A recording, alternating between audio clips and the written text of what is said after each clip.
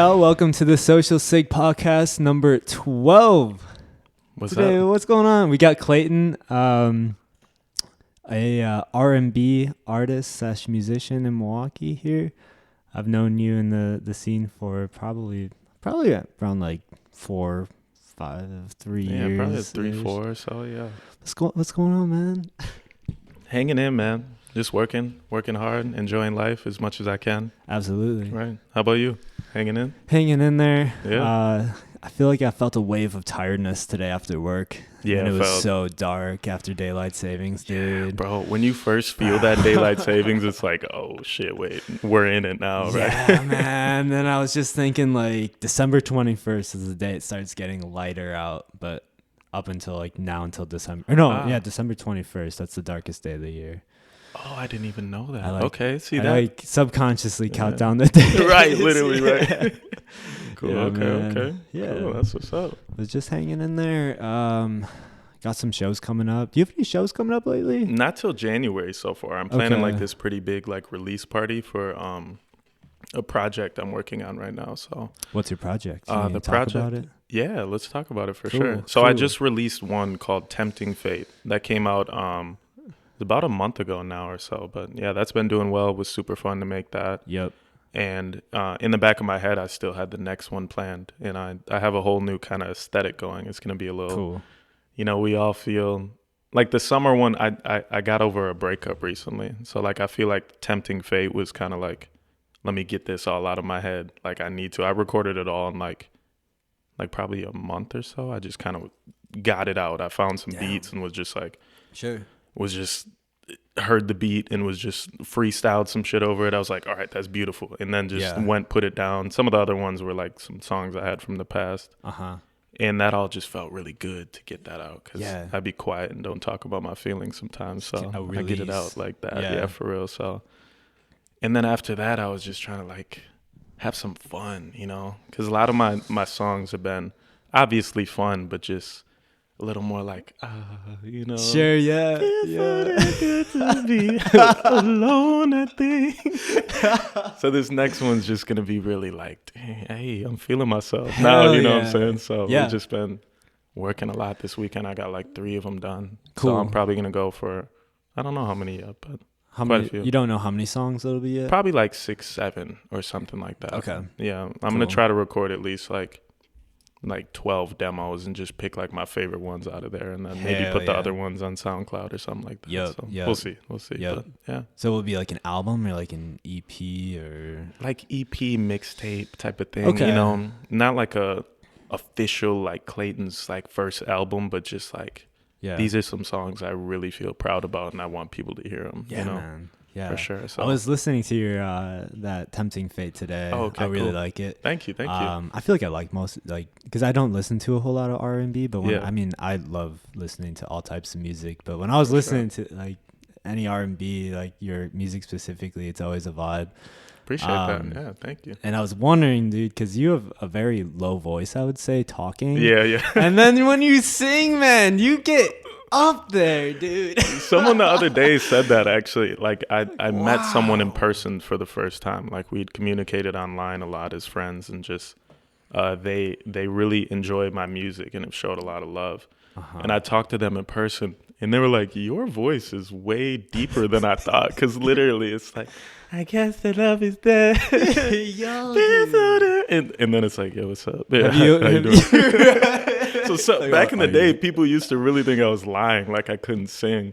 So then I'd have to just like sing in front of them to prove that I really. Have you always had that head voice or like the falsetto? No, I didn't actually. So when I first started singing, well, I always sang like when I was a kid, and like obviously my voice was much higher back then. So like the pop stuff, I could sing it and stuff like that. But then like 7th grade came around, I started to go low, and I was like, what is going on?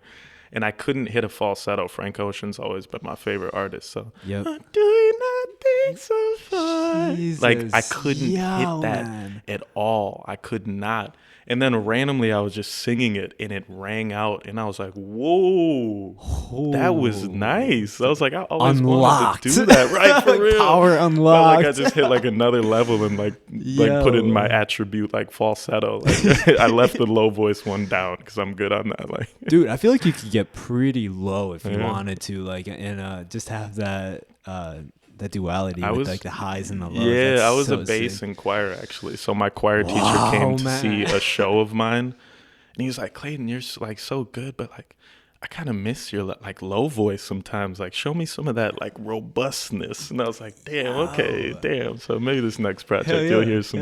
Ooh. Right. Some like low opera type shit. my. So yeah, that's fun. So.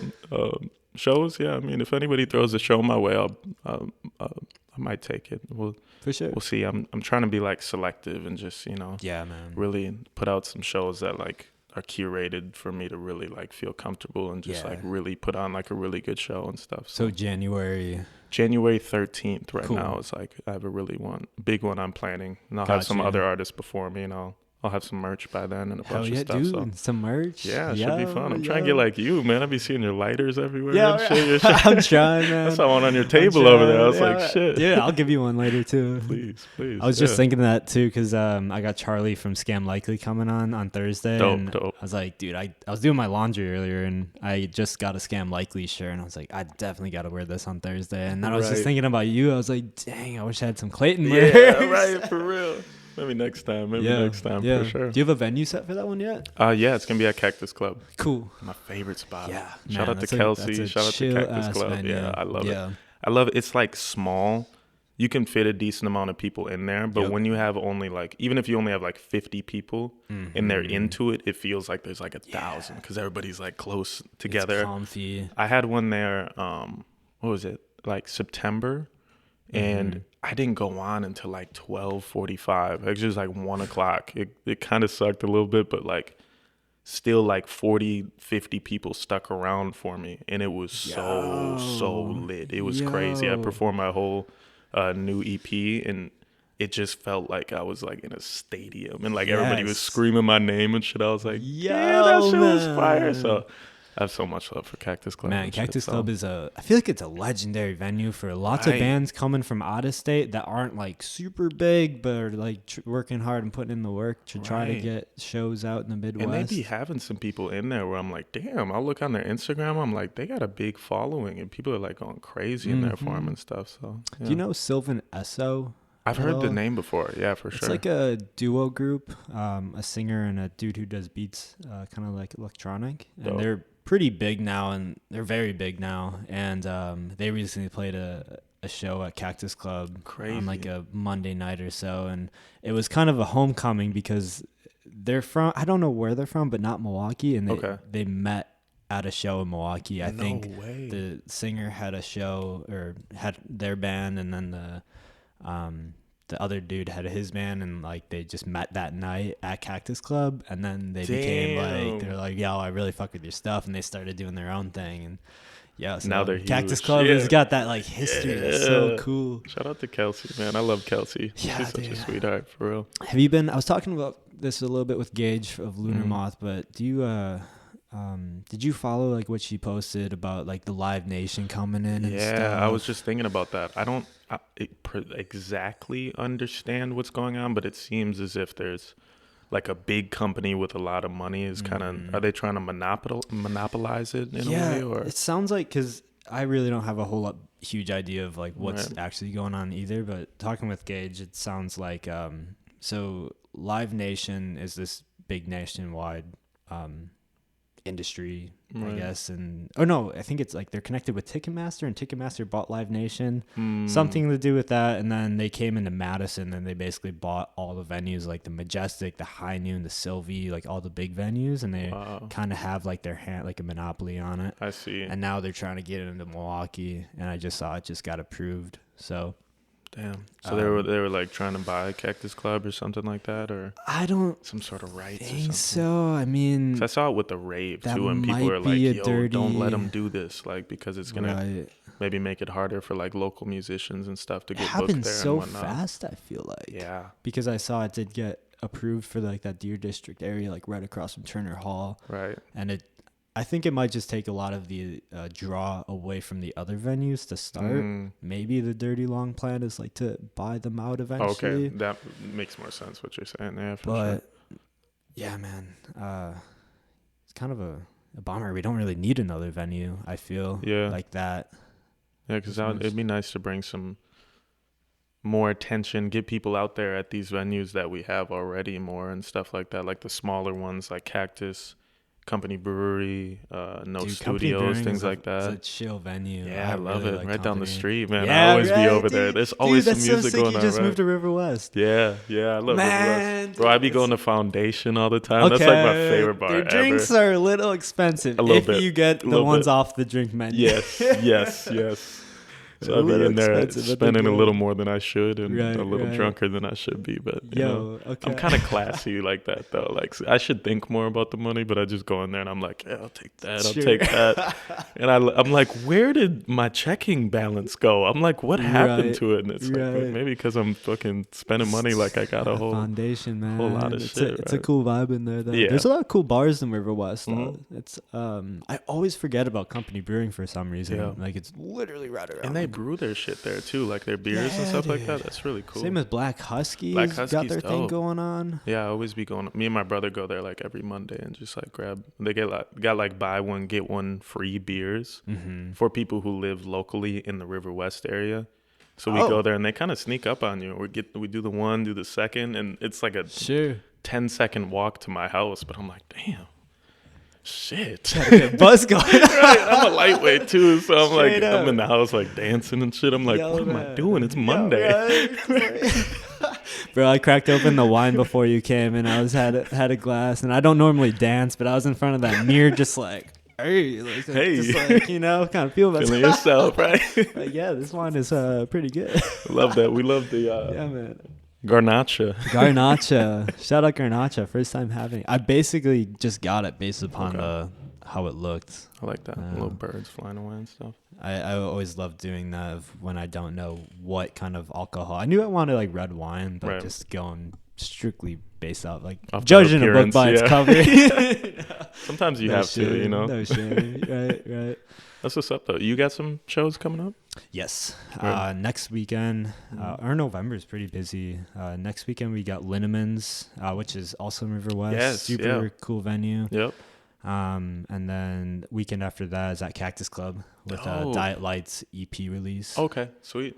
I gotta come check it out. That sounds dope. And next weekend at Linneman's? Next weekend at Linneman's, the 19th So the 12th at Linneman's, the 19th at Cactus Club, and then the 26th, we're back in Chicago, man. We've been trying to really book some more shows in Chicago, and got it's the upstairs at the Subterranean, if you're familiar with that. I think venue. I've heard of that before, yeah. Dude, I've seen Palace there. It's a band I've been listening to for a while, and it's the coolest venue, dude. It's like on the second floor, and then there's another floor up above it where there's a balcony around, kind of like Rochambeau type beat. Okay. And you're like looking down at the stage, and it's a pretty big venue, dude. And we're opening for a Chicago band over there. So man, I'm so. How does it feel to play at a place where someone like you're a big fan of plays at, like a band? You know, Palace. You were saying, like, does it feel like, damn, I listen to the same people that like be performing here? Like, dude, that's probably cool, right? Fucking crazy, man. Fucking crazy. Just kind of like that. Like, this is what they were experiencing when I saw them, like seeing like the green room and all that and everything. And then looking out on stage, it's like, that's that perspective. And I really felt that when we got that show with Wet Leg at the Paps Theater, which was an absolute dream, man. Ian, who we were talking about earlier, shout out to Ian, was like, bro, Parker and Social Sick like got the show at the fucking Paps. And I was like, damn, this shit look lit as fuck. I had to work that night and stuff. Got you. All the photos and everything look really dope, though. You guys have been doing your thing, bro. Yeah, for sure. Yeah, those were sick. So, yeah, you guys have been doing your thing. I think I told you that at your party the other weekend. I was like, bro, you just been everywhere doing your thing. You were in Boulder, Colorado, or something? Working hard. Yeah, dude. I love that. Yeah. Your brand like speaks to so many like people I can think of in Milwaukee, if that makes sense. Like Social Sig, like in a way. Tell me about like where you got the name from, because it feels so like reminiscent of like when I first moved here. I went to a lot of like East Side like basement show parties and stuff like that, and it just feels so like a home in a way for so many people, I'm sure. So. Yo, yeah, man. I was doing music for a long time. Mm-hmm. I was in a band in high school, and then moved to Milwaukee to go to school, and then was kind of on and off doing music for a while. Right. And then really just trying to figure out what I wanted to do with music, and I had like in the back of my mind I remember thinking like freshman year of college, probably like 2017, around that time. So I was like, what do I want to do after college? And I was like, see what I remember like telling somebody this, but like I'm gonna see like how far I can go with music, and then after that I'm probably gonna move somewhere. I love that. Yeah. And then it's cool to see that like I've stayed true to that, and it was something that I've never like really I don't know, it just kind of happened, man. Right. But so as far as like Social Sig, I was going by Arcilla Kid for a while, releasing music. Dope. I released like Yellow Weekends in Milwaukee and a few other songs under that and like SoundCloud. Right. And then I just totally wasn't like tied to that name. Arcilla is my middle name, and it's also cool, my mom's maiden name. So it's like my Lola and Lola, their last name, and they had no sons. So it was basically a way to keep the last name going. All of my cousins on my mom's side have the middle name Arcilla. But I wasn't super tied to it, and I didn't want people like. I do consider myself like a singer-songwriter, as just like me as an entity, but I didn't want that name tied with me of like walking down the street of like, yo, Arcilla Kid. I don't know, it just didn't fit me at the time. Yeah, that's fair. It felt more of like a not the kind of energy I was putting out. Right. But I was looking and digging for a name for like a year and a half, I feel, and then it just clicked one day when I was at work, working at Boss. Okay. The bands, and my friend Ryan, she came in the office and she's like, I just had the craziest night last night. I smoked a Social Sig with Young the Giant. And around that time, we moved into our new house, and I had 5 guys that I lived with, and I bought a bag of tobacco and these pre-rolled like filters. Rolling some cowboys and shit, right? Yeah, we would basically stuff them with the tobacco, and we called them Social Cigs because we all sit around the table just stuffing these filters with tobacco. Been there. And then we called them Social Cigs because we're all just like in denial that we smoke or cigarettes. Yeah, and just right. like, it's just socially like whatever. And got you. It just had a meaning to it, and I really wanted a name that like if someone were to hear that, it's like almost a story, and you have your own like perception of it, but it's a positive thing, and it's like a deeper thing. Like you could have a really crazy conversation over a social cigarette. And, right. Yeah, it just stuck, man. That's dope. That's cool. I like that. That's dope. Yeah. It's always interesting when people, do you ever get those bots that like reach out to you on Instagram that are just like, I love your music. And I'm like, okay, that's pretty broad. Like, what do you like? Like that shit. Like, and they're just like, oh yeah, like that one song and stuff. And they're like, yo, tell me the meaning behind your name. And I'm like, okay, cool. It's my first name. You know what I mean? Trolling the bot. Literally, like I'm like, why? I don't know why I'm even feeding into this right now, but like, well, let's do it. And they're like, oh, cool. Where are you from? It literally says Milwaukee on my fucking straight bot, right? Man, I'd be bored sometimes. Yeah. I've been getting a lot of those like promoted on Wisconsin Wisconsin.fam or something like that. Like, do they comment under your picture and shit? Or just like a post, yeah. These bots, dude. They'll comment under like one of my pictures I'll post, and they'll be like, promoted on this or this and that, and I'm like, no, for no reason. It's like they're not even gonna see that. Okay. Yeah. That's what's up though, man. Yeah, it's cool. It's cool to be here. You know, one thing I notice is looking at your face, we have the same like freckle. You see that, dude? So It's not a freckle. Oh, it's not. This might be TMI. Well, not really. I've had this like weird blackhead, dude. Like right here on my face for like the last few months, and like if I squeeze it really good, like some like shit will come out, and then like lately, dude, it'll just like appear. And then last night, man, I was like, I took like a pin to it and like try to really dig and try to get the blackhead. I'm like that, dude, with like popping pimples, man. I get nasty with it, dude. I've always been a pimple popper. You're nasty. I've been a pimple popper, bro. I'm like, dude. Hey, yeah. my bad, man. I really thought it was a freckle. It's like literally a mirror, bro. That we can relate on that night, right? You're just over here like popping. Literally, shit, man. Last night I was like, had the needle to it. That's so funny. You bring it up. Shit. Dude, I've seen these like online, like a blackhead digger out here, and I don't really get blackheads. It's for whatever reason it just keeps appearing in the same spot. It's so weird, but like it's a little tool that you like push down in your skin and it just like pops right out. Right. And I've heard that if you get one of those, it's like really addicting. Damn. I feel like I would Don't just do it. go to work on my face. Don't do it. Yeah, I can't. Don't do it, Parker. No. You won't leave the house, bro. You'll walk out one day one just more blackhead. perfect skin. I'm like, dude, you're obsessive, I look bro. like a plastic face, like plush. Right. Ken doll, Parker.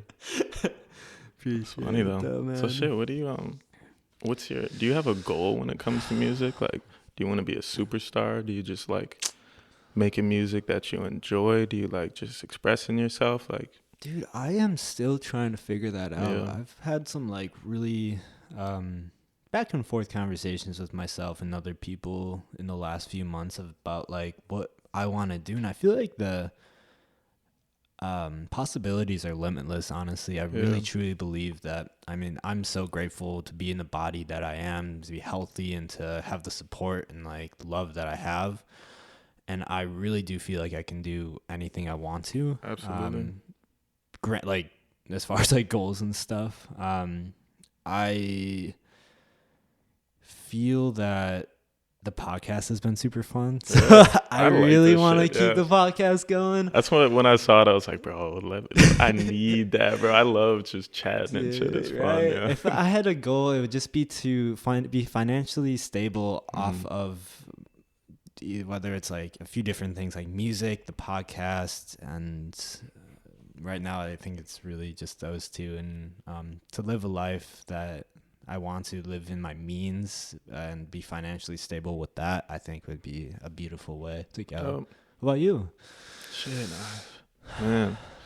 I feel like my whole life, like growing up, I used to see like people, like famous people and like singers and stuff like that. And I always wanted to be that guy. Just like you see him all over the TV dancing and shit like that and stuff. And like in a way that would be cool to be a superstar and stuff like that. But like, you know, I know that there's not fully positives that comes with everything like that.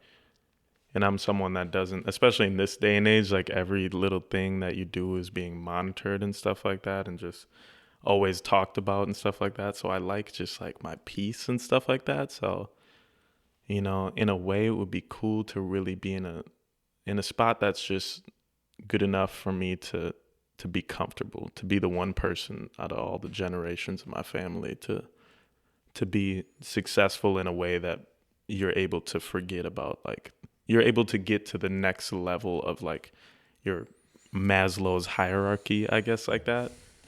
Because starting like at the basic step is just like, you know, like food, water, shelter and stuff like that. We mostly had that growing up and stuff like that.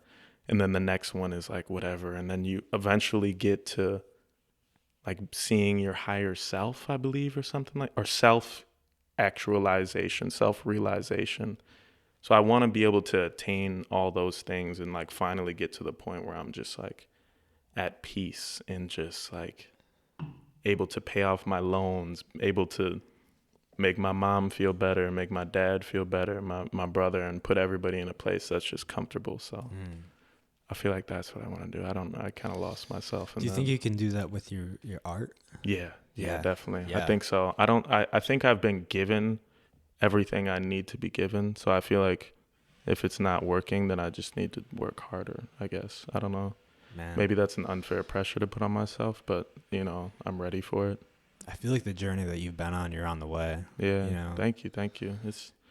I just have a lot of fun. I like this weekend, it was just, people are just like, how do you do that? Because I worked like every day, all day, and then I got home and recorded from 9 p.m. till 4 a.m., listened to the mixes, and then watched some anime, and then just like went to bed at 5 a.m. and just like went to work the next afternoon, did the same exact thing. Sunday, I was so tired, and I was just like laying there, and my stomach hurt, but I had a session planned, and I was almost like, yo, I might just cancel this shit. And I was like, you know what? Fuck that. No, I need to keep going. I need to keep going. And my guys, shout out to Hagen Brothers, super dope producers. I hope everybody gets familiar with them eventually, but they're super dope. Hagen Brothers? Hagen, yep. Okay. Hagen, super dope. Okay. Jared, one of the brothers, came over and he showed me like this drum loop, and like he had a sample going over it and stuff. We were just kind of listening to music. I was freestyling and shit like that. And he's like, bro, I kind of want to rework this one. I was like, fuck it, bro. Like, I got a studio in my house. I was like, put it on the, send it over to me. And we put it on there. This is a session I almost canceled. And we started playing chords on it. We got some chords down. I started recording some vocals. Boom, boom, boom, boom. We got to the end of it. I was like, holy shit, this motherfucker's like slapping. This shit is hard. And I've been listening to it like all day. We just did that last night. And I was like, damn, if I would have just gave in to like the comfort that I was yearning for, I wouldn't have gotten that. And if I would have rescheduled, maybe it wouldn't have ended up in that way. So I'm just like, I'm gonna just try to always go for it. I bet like when you're in the groove, you just got a wave of energy too. Yes, you know, I did. Yeah, I was like, hey, let's go. And then we finished it, and I was like, sleep extra, passed out. Yeah, and then today it was just same thing, just rolling. Did this. Got done editing a music video with my guy Diego 777. Shout out to him. So in Love. One of the last song off my newest EP. We just finished the video for that. So that'll be out Saturday. But we did that, and then I was like, shit, I gotta go. New music video out Saturday? Yeah, for sure. Badass, yeah, Saturday. badass. I'll probably drop it at like noon in the afternoon. You know? People wake up from a long Friday night. Now you got a cool video. Enjoy. Watching in bed. Totally. So, yeah. What song is that for? So in Love, it's called. In Love. The last one on the project. Yep. So, okay. Yeah, I just been trying to just go. I feel like I want to be out there more. I'm like seeing people like you or like other people that are like not only making cool music, but also like doing other things to put out quality content, like podcasts, like, you know, the little chats you were doing on your couch and stuff like that, where you're talking, like, that's really dope. And that's going to really help your brand in general. Right now I'm putting out like really solid music, I like to think, and like some cool visuals and like cool photos and stuff. Yep. That's not enough, you know. Sure. That's enough like to express myself, but I want to like take it to the next level. So I want to really like just, what can I do? TikToks, whatever. Dude, I don't care, you know, whatever. I don't care. I've been listening to some like music marketing podcasts, and really helping me get an idea of like what kind of content I want to create. And TikTok, for one, is like huge for artists right now. Yeah. And it's like, if you're not active on TikTok, like as an artist, you're just doing yourself a disservice. And it's interesting I've been really trying to curate content that I like to create, because I don't want to be getting into like a TikTok trend or something where I'm like dancing naked or something and like what am I doing? You get a little wine in you might, right? I should get like one of those blackhead scoopers and make some like just videos of me doing that. I feel like they'll attract the whole community of like pimple poppers. One of your songs playing in the background to plug it, you know. Yeah, man. But it's just like trying to figure out like what works for you and what really works, and just building a fan base too that will ride and die with you, really. For sure. You know? That's dope though, man. Let's try to figure out how to like monetize off of like whether it's like streaming, like all these different facets of like merch as like an independent artist, because I really want to stay independent for as long as I really can, until like I'll look at everything that like gets approached to me, but I really want to like I'll have to like really really know this person kind of thing, and I feel like it'll happen eventually, depending, like I'll meet more people as I go. But definitely I feel like a lot of big labels now really want to the labels aren't working for the artists. It's like they'll come to these artists who already have like 1 million TikTok streams and already have their streaming numbers busting, and they're like, we're gonna sign you because this will for sure work. Like you're already doing what works. So of course. Interesting. I don't want to turn into like a robot, you know what I mean? You see some artists and like they do their thing, they make cool music, but sometimes you're just like, damn, you feel so like manufactured, you know what I mean? Like their image, everything, and then later you find out that they get on a podcast or something and they talk about like their problems that they have with their record company and how they just aren't able to release the music that they want to and stuff like that. And that just seems like, it's like making a deal with the devil kind of. It's like, yeah, I can get all this money and stuff like that, but damn, I won't have creative freedom for the next 4 or 5 albums or something like that, man. I can't believe people get into those deals. Yeah, it's hard because some people, like especially in like, the hip hop community or something like that, or anybody in general that maybe had a tough life coming up, someone's like, yo, I'll give you a check for $20,000. You just got to make the next 4 albums with me. You know what I mean? Sure. In retrospect, like if you're like coming out of some shit, you've never seen $100 in your life. Like 20,000? Are you fucking kidding me? All I gotta do is make 4 albums. It's like, but that shit might take like 5 years. And if you like blow up, it's a 360 deal. Like everything you do, they're just eating all that shit. So you're not seeing anything now. So all this, you're seeing this artist or this artist make millions and millions of dollars. You're making like $10,000 for some shit that sold like fucking Billboard top 10, like crazy shit, It's interesting, like the say like an artist gets $20,000. I feel like the label, well, not in every situation, but you'll hear these horror stories of like they'll give you 20,000, but they expect 40,000 back.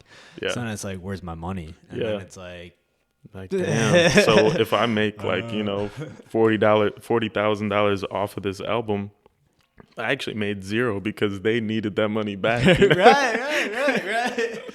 So maybe I don't whatever wanna, the number is. For sure. But yeah. Do you plan on being in Milwaukee for a while, or what do you I'm not sure. You know, I really don't know. Excuse me. Dropped my ring. You have some really cool rings, by the way. Thank you, bro. Way dope. I look like Thor. I got so many fucking. I gave somebody knuckles like the other day, and he's like, "What do you got? Brass knuckles on?" I was like, right. But I think I'll be in Milwaukee for at least a while longer. I've been like a nomad my whole life. I've moved around so much, so I get antsy when I'm somewhere for so long. It's been 4 years here. It's actually crazy. I've never lived in one. Even, I mean, I lived where I'm from for like a while or so, but 4 years really like locked into one place has not like ever been the case for my life. So I'm starting to get like antsy. I'm like, what's out there? What's new? But like, life is good here for the most part. So like, I'll probably stick around. I've grown so much and I'm still growing. So until I get to a point where I feel like I'm not growing anymore, like I might try something else. I might do this or that, but you know, I live life kind of by the days in a way. So maybe tomorrow I'm like, you know what, I'm going to move to Europe or something. I don't know. Right. I feel similarly to that, where it's like I have loose plans. Like it would be awesome to live in Europe one day. Yeah. But right now I got a good thing going for me. So like really trying to be optimistic about the future and trying to not to think like well, just like maybe when I'm like 27, like 27, like 28, then I'll like be in a place where I can maybe pack up and leave. For sure. There's pros and cons with everything and stuff like that. Sometimes you just got to take the dive and no matter what, you're gonna grow at the end of the day, and you have other things you could to lean on if you need to try something else out. But I'd like to definitely get out and experiment. I want to maybe try somewhere warm eventually. Saying, man. The cold really hits me hard. Like right around when I was graduating, I was like, right after college, I'm gonna move to like Texas or something. Yeah, I was thinking like when I first moved to Milwaukee, I was gonna move to Milwaukee for like 6 months and then go to Chicago and then maybe like go to LA or something like that. But things come up, and for the better for me at least. Like I met so many really amazing people, and like my life started going like so up compared to what it was before, and it was like, damn, how could I like leave that? So yeah, that's good. Seems to be working out too with your aesthetic wise, like online and everything. Like the videos you've been putting out, man, have been like really, really high quality. Appreciate it. Shout out to Visionary Studios. Shout out to Brandon. Shout out to Finn, everybody that I worked with and stuff like that. Yeah, it's been a super fun journey in terms of that. I think the visuals, when it comes to my music, is so like just important and just adds such a like pizzazz to it and really makes you feel like what the hell I'm talking about in this.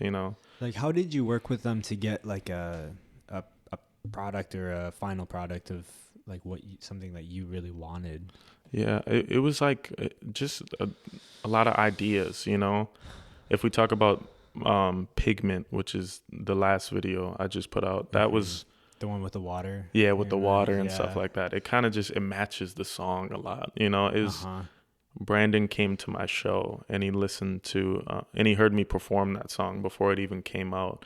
He's like, bro, we need to do a video for this shit. And I just did a video with Brandon in his group Visionary Studios for Somehow Beautiful, which is another song I released before that. And yeah, he just was like, bro, I got some ideas and stuff. I'll send them your way. And I was like, yeah, bro, I'm thinking like some watery type of like just really like almost like calming, like sensual type of vibe. He's like, hell yeah. And he sent me like what do you call it?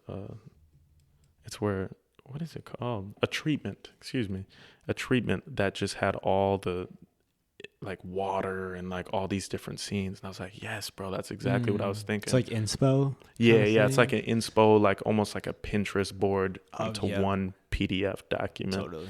And he sent that my way, and I was like, yes, bro, this is dope. This is it.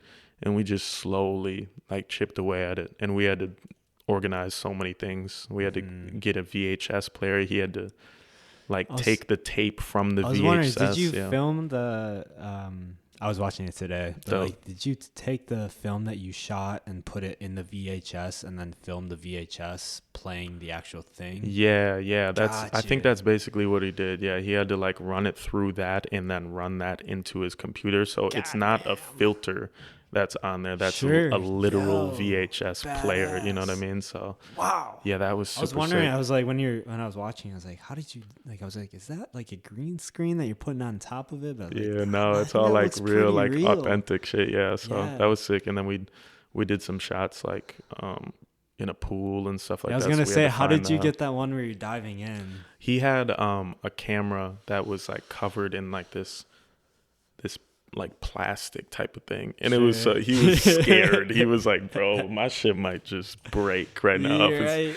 So he would pull it up and he would just look at it and he was like, okay, good, yeah. So I had to dive in the water like 20 times, just like jump in.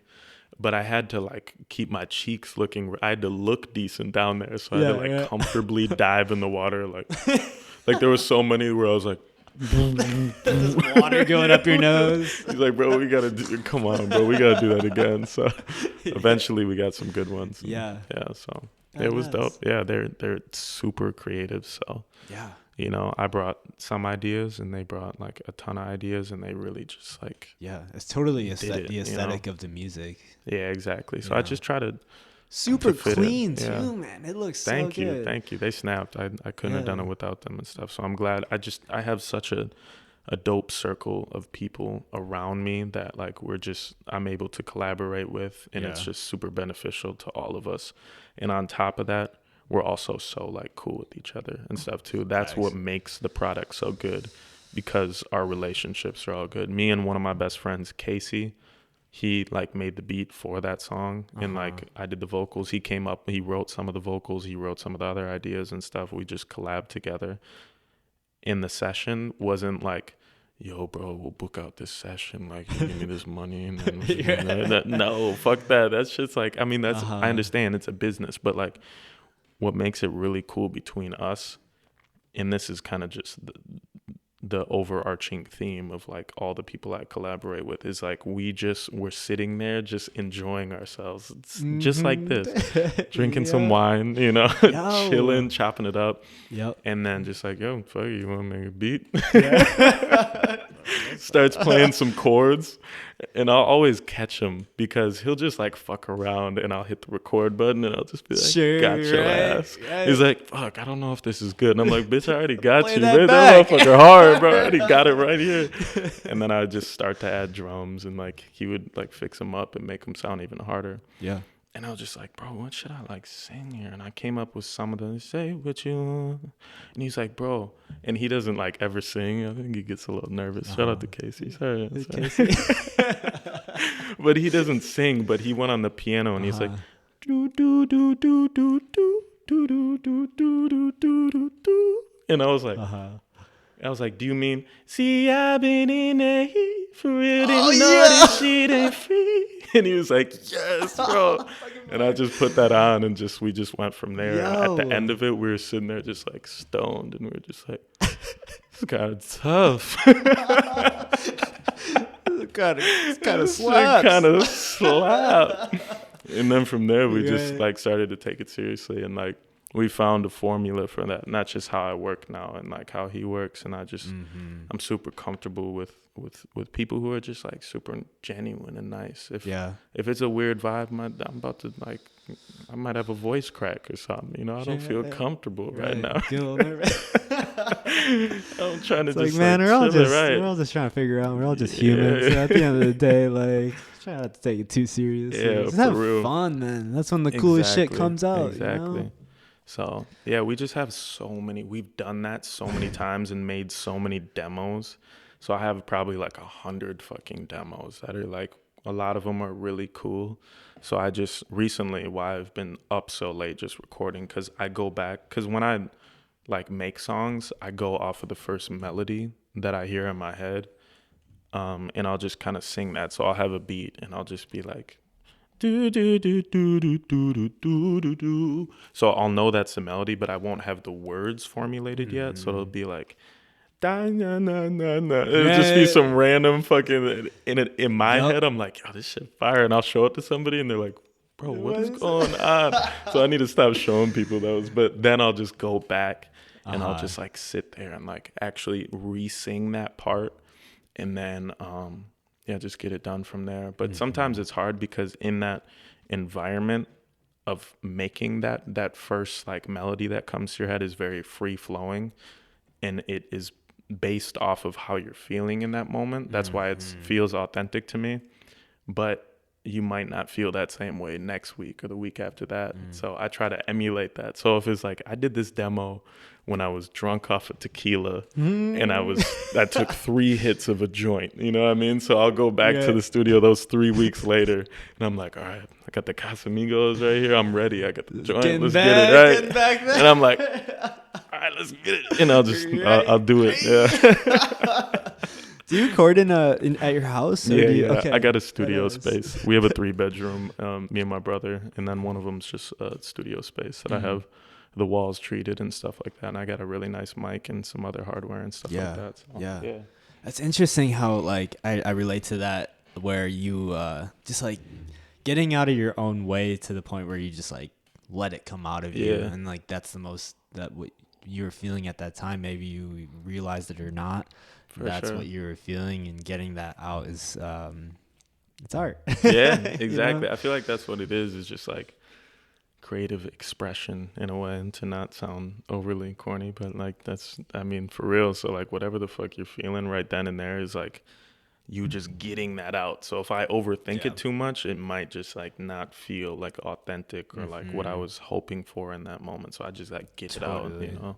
I do the same thing with like voice memos and just like playing the chord progression and just like, mumbling a melody with words that I don't even know what I'm saying, listening back to it, and then like trying to fit words into that I just kind of write it out, and then I don't show anybody anything until I have the lyrics though. See, I need to be more like that because it'll fuck with my head. So I'll show them some shit where I'm mumbling, but like it's kind of hard to me, and they're like, yeah. And then they'll hear the song later, and they're like, have I heard this one? This shit hard. I'm like, I fucking told you. But it's like, I shouldn't have showed them that shit, bro. It's the same shit.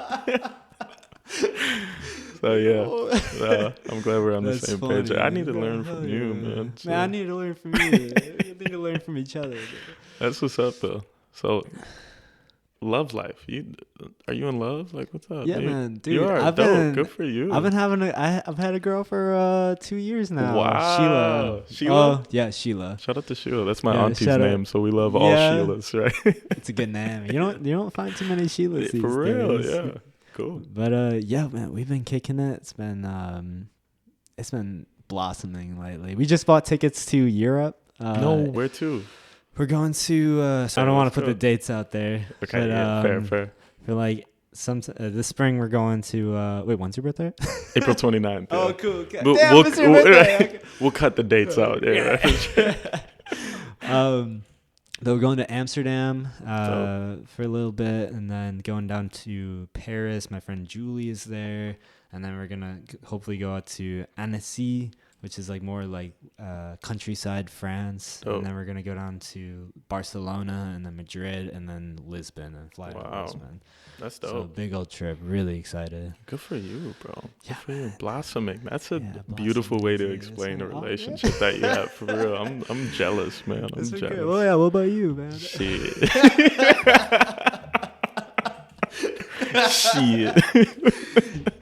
Nah. I mean, I'm in love with a lot of things, but I don't have a partner that I'm, booing, tears running down my face.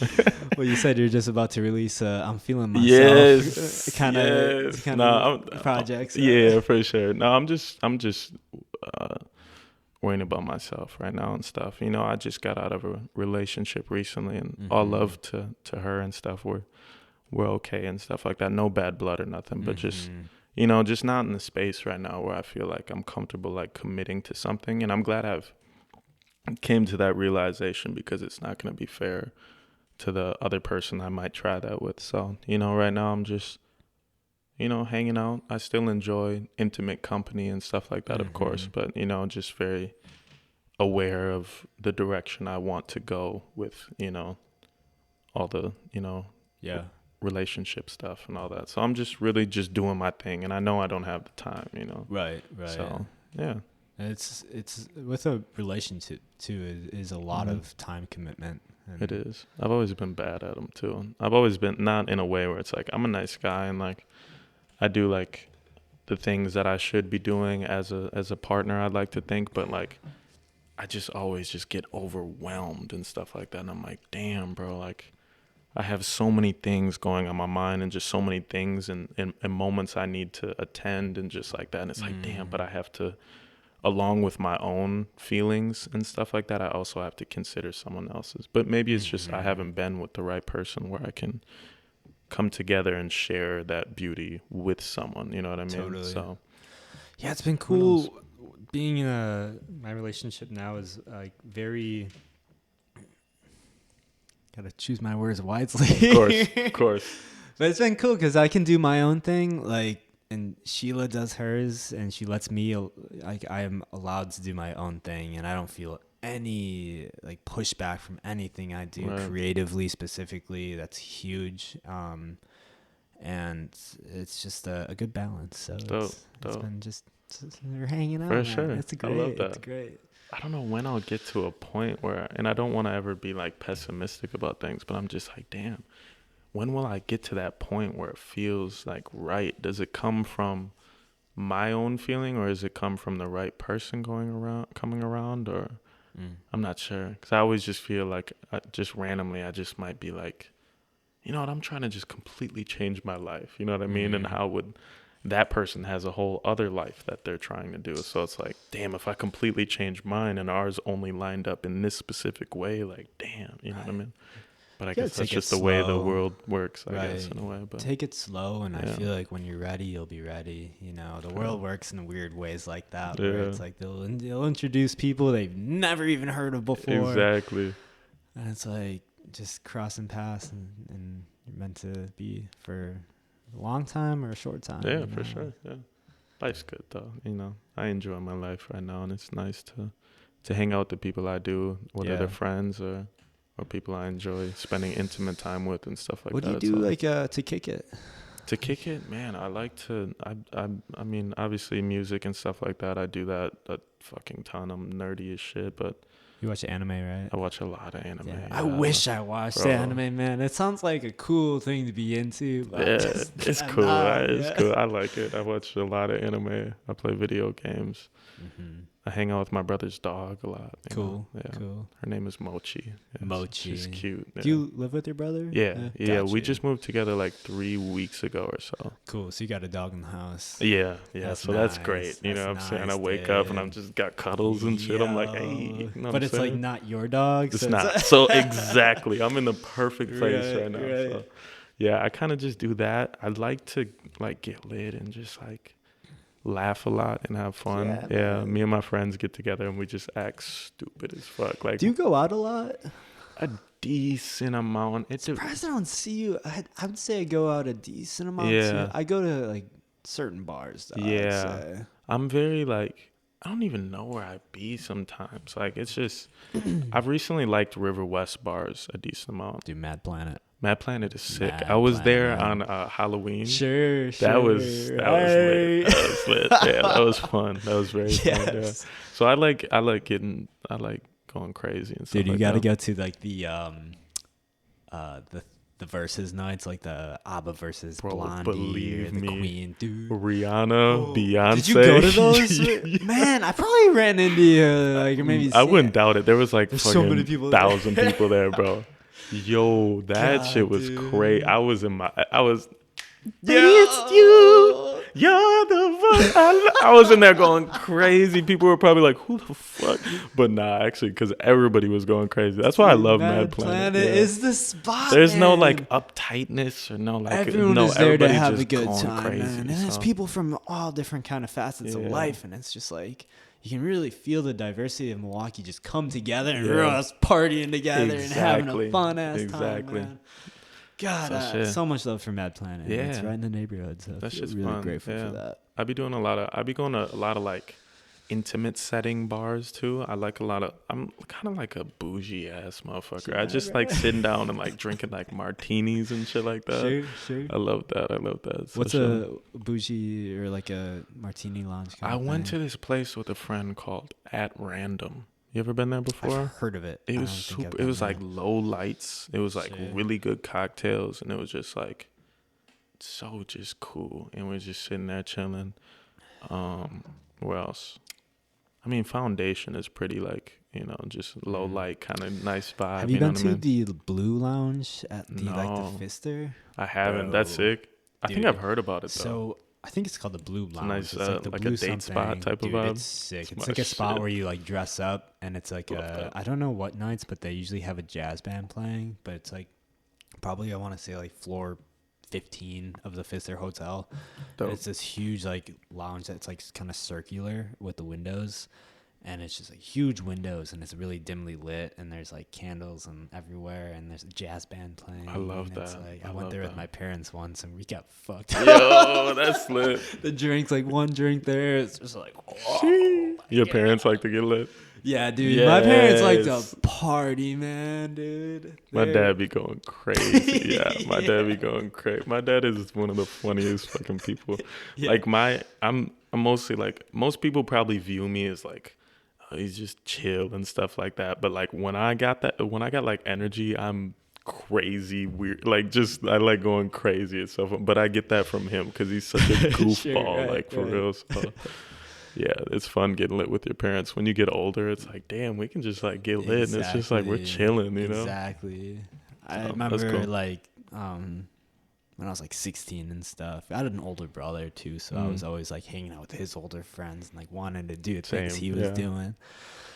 But man, I was just in such a war with my parents about like drinking and staying out late and all that classic stuff. Classic, yeah. Yeah, dude. But it's super funny now. We just all laugh about it. For sure. Really fortunate. She was odd because like my mom just like kind of just like chilled. She had so much going on in her life, so she obviously cared about like what I was doing to myself and wanted just like, hey, whatever decision you make is your decision, you know. So don't be stupid, you know.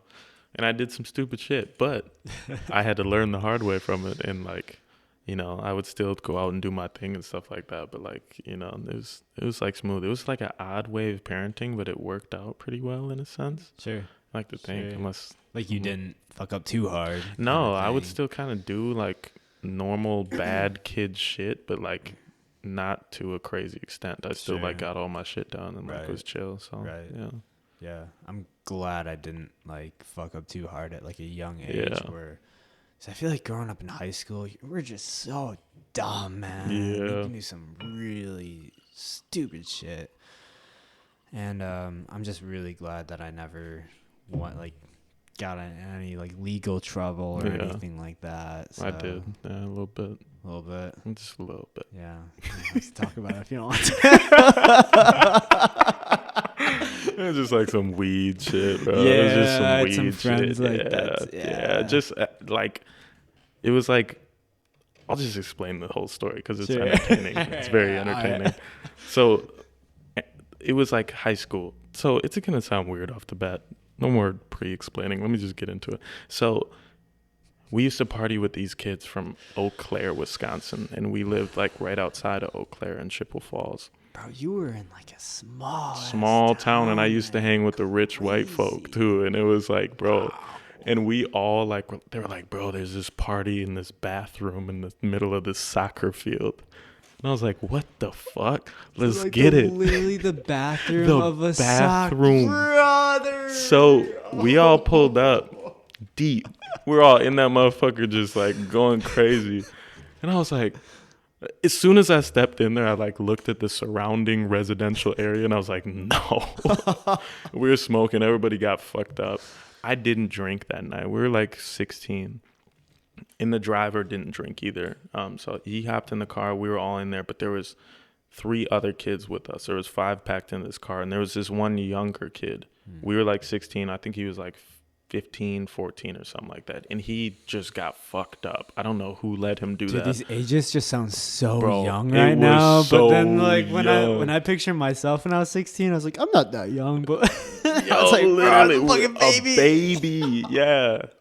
So we were rolling. We were like, bro, let's get to McDonald's. So we pulled up to McDonald's, and there was like this dude that was taking our order, and he was like, yo, you guys are pretty fucked up, huh? And I was like, no. And the guy I was with was like, yeah. And I was like, no, bro. Because I was like, he's not, but he's doing that for a reason. And we were waiting for our food. And it took a long time. We were like, why? Bro, it's been like 15 minutes. And then a sheriff rolled by. And I was like, I'm going to run. And they're like, bro, chill out, bro. Just chill out. And mind you, the younger kid was outside of the car vomiting profusely. Like screaming, vomiting. He was like, oh, like throwing up like everywhere. Oh my God, dude. And we parked and we're like, all right, we finally got our food. Let's just eat our food. And then 6 flashlights start shining on the car. And I was like, all right, we're fucked. And we had, they searched us all. And no one admitted it was their weed and stuff. And, I had to do like some community service and shit like that. Yeah. It was lame. Yeah. My football coaches were so pissed. Dude, it's always, you played football? Yeah, I played football, man. ran track, and like, played baseball, basketball, and stuff like that. You get suspended? I didn't get suspended. It was during the summer, but I got what was called an athletic code. So like, it was like the school and like me being like a student athlete, it was like my punishment for not like being a model student as a student athlete. So I had to do 30 hours of community service and had to miss like a game. Sure. Yeah. And then I was on this minor probationary watch where they could random drug test me at any time. That's and annoying. like shit like that. Yeah. So had to like just, I would still smoke and stuff like that, but like randomly the other kids on still that get lit though. yeah, still get lit. The other kids on that would be like, yo, they're about to drug test. I just heard a rumor and shit. So everyone would be chugging cranberry juice and pissing like every 30 minutes. I had a friend in high school who was randomly drug tested, and they know who they are. Who's probably gonna watch this, but you know, just always carry around like bottles of water whenever it was probably one of those drug test days. And I remember like his name would be called on the loudspeaker, and he'll just chug like 3 water bottles quick. Dude. And drink water like hilarious. All week, man. That's hilarious. God. I was suspended one time for football. You were? Did you feel like embarrassed? Yes. By like just kind of like just everyone's just disappointed in you, and one of my coaches was like, I heard you got in some trouble. I was like, yeah. He's like, don't ever do that fucking shit again. I was like, I'm sorry. Fucking 16-year-old. Literally, I went home and it was just because like our football team was just kind of harsh, and just like I went home so sad that night. Seems like like when I was in football, it's just like in high school, it's just like that's your entire life, man. Literally, it's like nothing else outside of that bubble. It's so crazy. Insane. So crazy. I got caught drinking at a party. Yeah, and I was suspended for 2 games. Basically, what happened was no cops or anything, thank God, but. I went to West Bend West, and there's West Bend East, and we were in one building. So it was like 2 high schools, one building, and made this big rivalry. Yeah, it's really fucked up. That's weird. It's kind of twisted. Damn. Yeah, that would be a big rivalry. We would always play each other for homecoming for football and like volleyball. And so it was like the West versus East volleyball game was coming up. And so I was at this party. It was like Memorial Day weekend, and we're all drinking, whatever. And I was in this video of my buddy Ryan put on a Snapchat, and Ryan wasn't in any sports at the time, so he didn't really give a fuck about any repercussions about like putting stuff on his Snapchat story. And I literally he started taking a video of my buddy flipping a water bottle because it was around that time. Flipped a water bottle, there's like beer and shit everywhere. And then turns the camera, and my fucking dumbass, dude, I was like a senior in high school too. I was a fucking idiot. Damn. Just grabbed a bottle of Captain, and the cap was on, and I just and I was drinking, but in the video I was just like you just didn't have to fucking 3-second video, dude. So the water bottle flipped, and it was just so dumb. And so what had happened is that a girl on the West volleyball team, she was at that party. And so the East volleyball girls knew that this party was going on. And so they saw Ryan's story on Snapchat. They took a video of all these videos that he was taking. Mm-hmm. None of them had any evidence that the girl on the West volleyball team was even there, but it was just all of us. They sent it in, and basically they were like, this party was going on, all these people were here, and this person on West Volleyball was there. So they snitched on you? They were snitching. The snitches, dude. They snitched. That's so lame. Everyone, I don't know how it got out that they were the ones that sent it, but they did. And the chick that they were trying to get didn't get suspended because she wasn't in any of the videos. So you all just had to pay for the lame ass drama. Yeah, dude. And then so at that West versus East volleyball game, that student section was lit, bro. We were all on the West side, barely anybody in the East. And the people that were a part of it, when they went up to serve the volleyball, the whole student section would just be like, when the ball is in the air, snitch!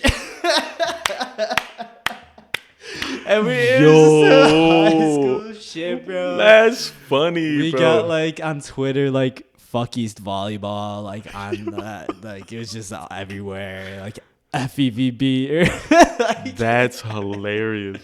But yeah, bro, I had some shit like that happen to me too. We used to not really fuck with this one dude, and we were throwing this party, me and my guy, and we invited some girls over. We were yeah, let's do it. It was my senior year, and we didn't invite the dude. And he's the only dude that knew we had that party going on. So, we were there in the basement. Me and this girl were chugging a bottle of Fireball.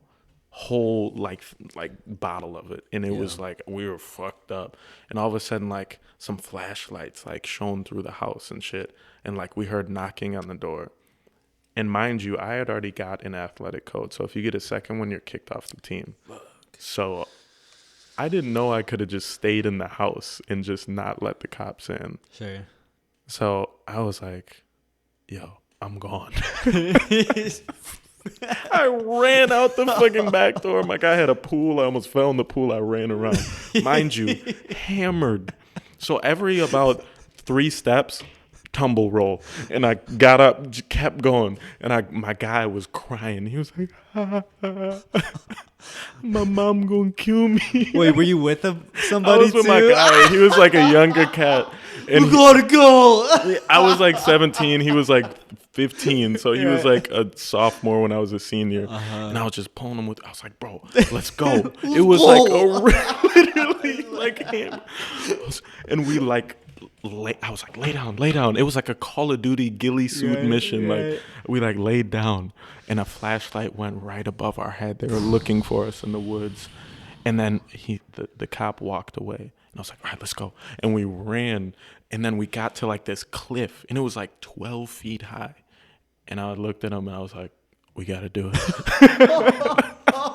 It was like some Pineapple Express. Yes, bro. We jumped off them.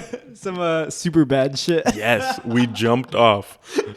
Fucking like kind of rolled my ankle a little bit. I was all right though, and just kept running. We crossed the street. There was cars passing by, probably cops. We were hopping over fences, and randomly, somebody yelled, "Hey, get out of my lawn!" And we're oh my god, still dude. tumble rolling like every fucking 3 steps. I called my brother. I was like, bro, you got to meet me at this high school. We're going to be there in 10 minutes. We ran 1.5 miles, piss drunk, and just heard nothing of it. We just made it. Yeah, we just got out of there. Got away. That was insane. But I feel like running drunk like that is super fun sometimes. Like, that was kind of fun. That's like as adrenaline as it is and what the consequences are. But if you're like that drunk, I feel like it's like so fun. It's like a video game. It was kind of fun. I got home. We were just sitting in my house. We just played some Call of Duty. I was so drunk. I went like 4 and like 65. Yeah. Successful night. It was a good night. Did anyone else get caught at the? No, nobody like because the cop like the girls that we were with were like also really drunk, but they didn't like. They were like, "No, fuck it, I'm just staying here. Whatever happens, happens." And the cops weren't allowed to just come in, so we could have just all stayed in there and not done anything. But we did a whole recon mission. Right. You like don't know what the law is where they can't enter type shit. And I remember hearing in high school, it's like, if they see a bong on the kitchen table through the window, they have permission to enter because it's like a reasonable cause. And it's like trying to figure out all these rules as a high schooler. Literally YouTube videos and shit of people arguing with the cops at like a traffic stop, right? Yo, so. Hell yeah. Yeah, man. Crazy high school shit. Would you say like Eau Claire is like pretty, because I feel like I hear Eau Claire is an artsy city. I would say it's artsy. Yeah, I've never been. Not to my type of art, I would say personally, in terms of like, people of color. It's very, very, very like white and quite a bit of racist people there. I'm not gonna lie. I felt really uncomfortable growing up there and like the whole time, Definitely.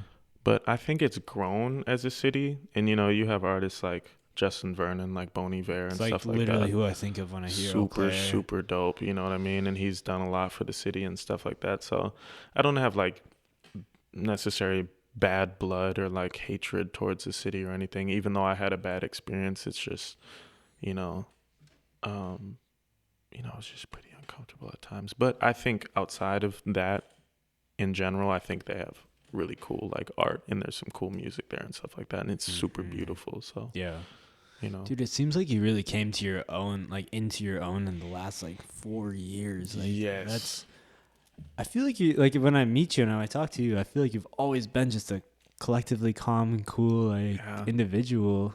Thank you. So I don't know where I'd love to meet you when you're like when I was 16 and you were 16. That'd have been wild. We'd have a good time. Yeah, I'm sure. I don't even know like what I don't even know what I was like. I feel like I was just like just an insecure, anxiety driven type of kid, I feel like I was, and I still go through a lot in my personal life and stuff, but at that moment it was like affecting me the most, like my home life and stuff like that. So dealing with that, and I was still calm, cool, and collected somehow, but it was eating me in the back of my mind, and I would just kind of show face for people I never had any possibility of really connecting with based on A, where our lives were at, B, what we looked like, and C, what we were into. Yeah. So I feel like I had to try really hard to fit into the mold of someone who could somehow feel some comfort in somewhere that they almost didn't belong in their mind, So it was a lot of that. So when I finally was granted some sort of freedom from that, I was able to just, really come into myself. And that freedom was granted to me within the last 4 years, So when I moved here, about 6 months after I moved here. So yeah, since then it's just been a steady just go, go, go, go. You know what I mean? Like I'm finally seeing like the things I was blessed with, and like how fortunate I am to be in the spot I am, to be who I am, and just to really cherish that with the short amount of time I've been given, What are your goals in like the long term, or sorry, we kind of talked like long term goals, but like short term, you mentioned that you have that that project release coming up. Yeah, release that project. Do you have any other like kind of just like personal goals, or just musician goals, artist goals? Yeah, definitely. I would say get some merch out. I'm working on some merch. That's cool. My best friend, Rithi, and one of my other I don't even know if I've ever met Rithi, but Rithi has some crazy photos. She's amazing, and her partner, who is also one of my really good friends, Isaiah, is a crazy photographer as well, and they are like fucking a super team together. You know what I mean? Like Isaiah takes crazy photos. Isaiah like styles shit and knows how to like to move a body correctly in their poses and stuff like that, so it can coach you through that whole process. And on top of that, she's also an artist in so many other like mediums. Like I would go there every Sunday for dinner, and we would watch House of Dragon. Great show. Oh, yeah, cool. That was our thing. I'm sad that it's down right now. It's like, I want to see you guys. We'll have to find another way to hang out. House of Dragon coming back. Just sitting at home in fetal position. You're watching reruns alone. I miss you guys. So we were just there one time, and I was like, she was like, we should like do some merch and stuff for you. Like, that'd be cool. And I was like, yeah, for sure. Like, I don't know. I was just like, yeah, we'll get to that. That would be a cool idea. She was like, I saw it in her eyes. Her brain was just starting to work.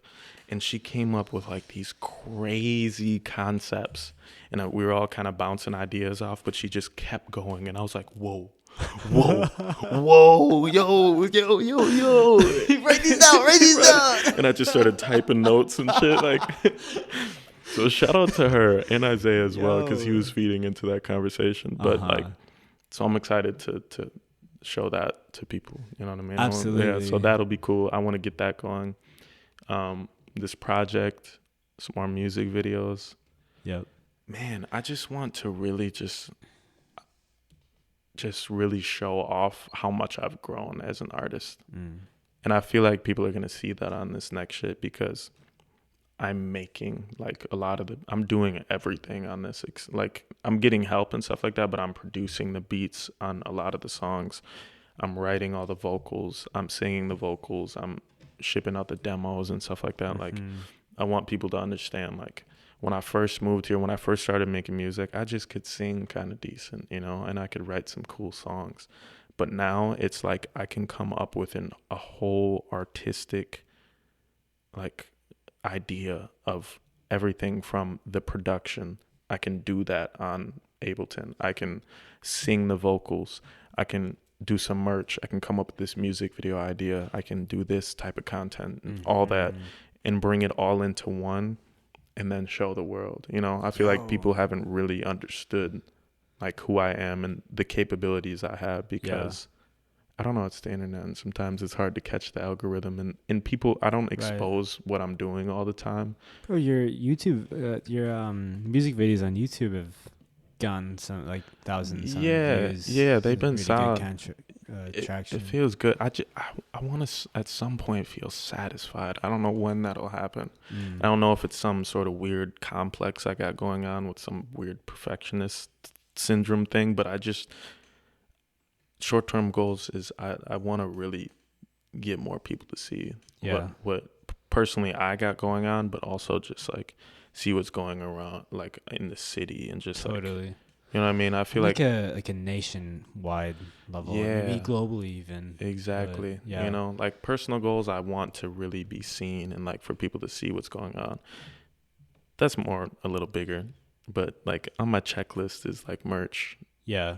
Put out this new music videos, more thing content that I love that you just mentioned, that like where as an artist you have all these different facets of like merch, music videos, your music, just everything collectively coming in as one with all your personal touch. And that I love that from like as an artist myself, and then also just other artists. It's cool to have like your hand in many different things to present the world this greater idea of something. And it feels so natural, right? It's interesting because music is one of the only like mediums that does not only involve, I mean, music in general is defined as an organization of sounds, right? But in this day and age, that's not what it is. It's the sound, it's the image, it's the content that comes along with it, it's the way you're marketing it, it's your rollout, it's all that shit, you know what I mean? So it's only natural to have your hand in everything like that.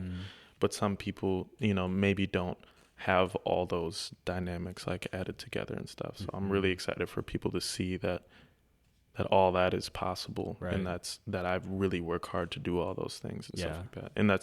And I'm sure you see that you have so many things going on for you and stuff. So there's people no like blueprint yourself, to it, everything, it's like inspires me. As an artist, you have the flexibility of trying different things that you have never thought of before, and like figuring out what works too, you know. And you're allowed to even like shift too as like you grow, you know, exactly. Like change up the merch, change up the video, like change up the style. And I think that's really sweet. Exactly. It's dope. Did we finish the wine? I think we might have. I got another bottle. How are we doing on time? I'm just gonna check the time. I don't know. We've been chatting. Doing good. An hour and 17 if my eyes are working correctly. You want to go to 2 hours? I don't mind. Yeah. Cool. Let's roll. I'm warming up here. Another bottle. Yeah, let's do it. Hey guys, holding down the time here. Yeah, plug some stuff. Yeah. Check out my new video for So in Love. Coming out Saturday. At noon probably. I'm sure you all will be awake by then, you know, can listen to that. What else? I'm trying to use my ASMR voice right now. I'm getting all close to the mic right now. I'm getting a little tipsy as well, so it feels great.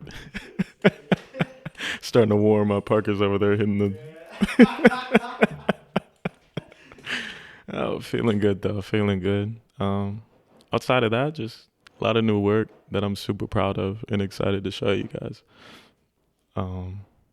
Look forward to that. If anyone hasn't seen or heard me before, please check me out.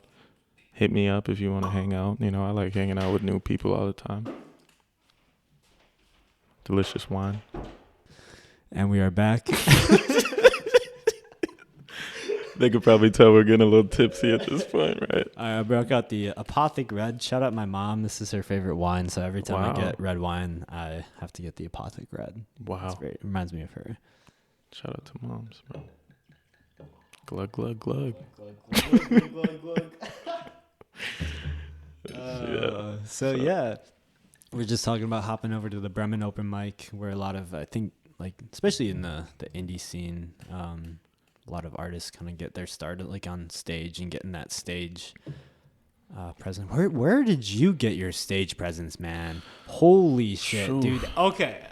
Every time I've seen Clayton perform live, like every time I've seen you perform live has been like, I don't remember what the first time was, but specifically what I always remember is the Moonglow album release show. Man. Okay. Your stage presence is fucking phenomenal, man. Thank you. I don't know where it came from. I started in high school like performing in front of a lot of people, and I feel like I was thrown right into just like the most nervous shit you could possibly do. You know, like I joined choir. Excuse me. When I finally got the confidence to express that my singing and stuff like that, and my choir teacher was like, "Whoa, we got to get you to do all the solos." And I was like, "What the fuck?" Yeah, like all of them. Like as soon as I joined, a week later, I had to sing this whole piece, and I was like, "Bro, I'm nervous."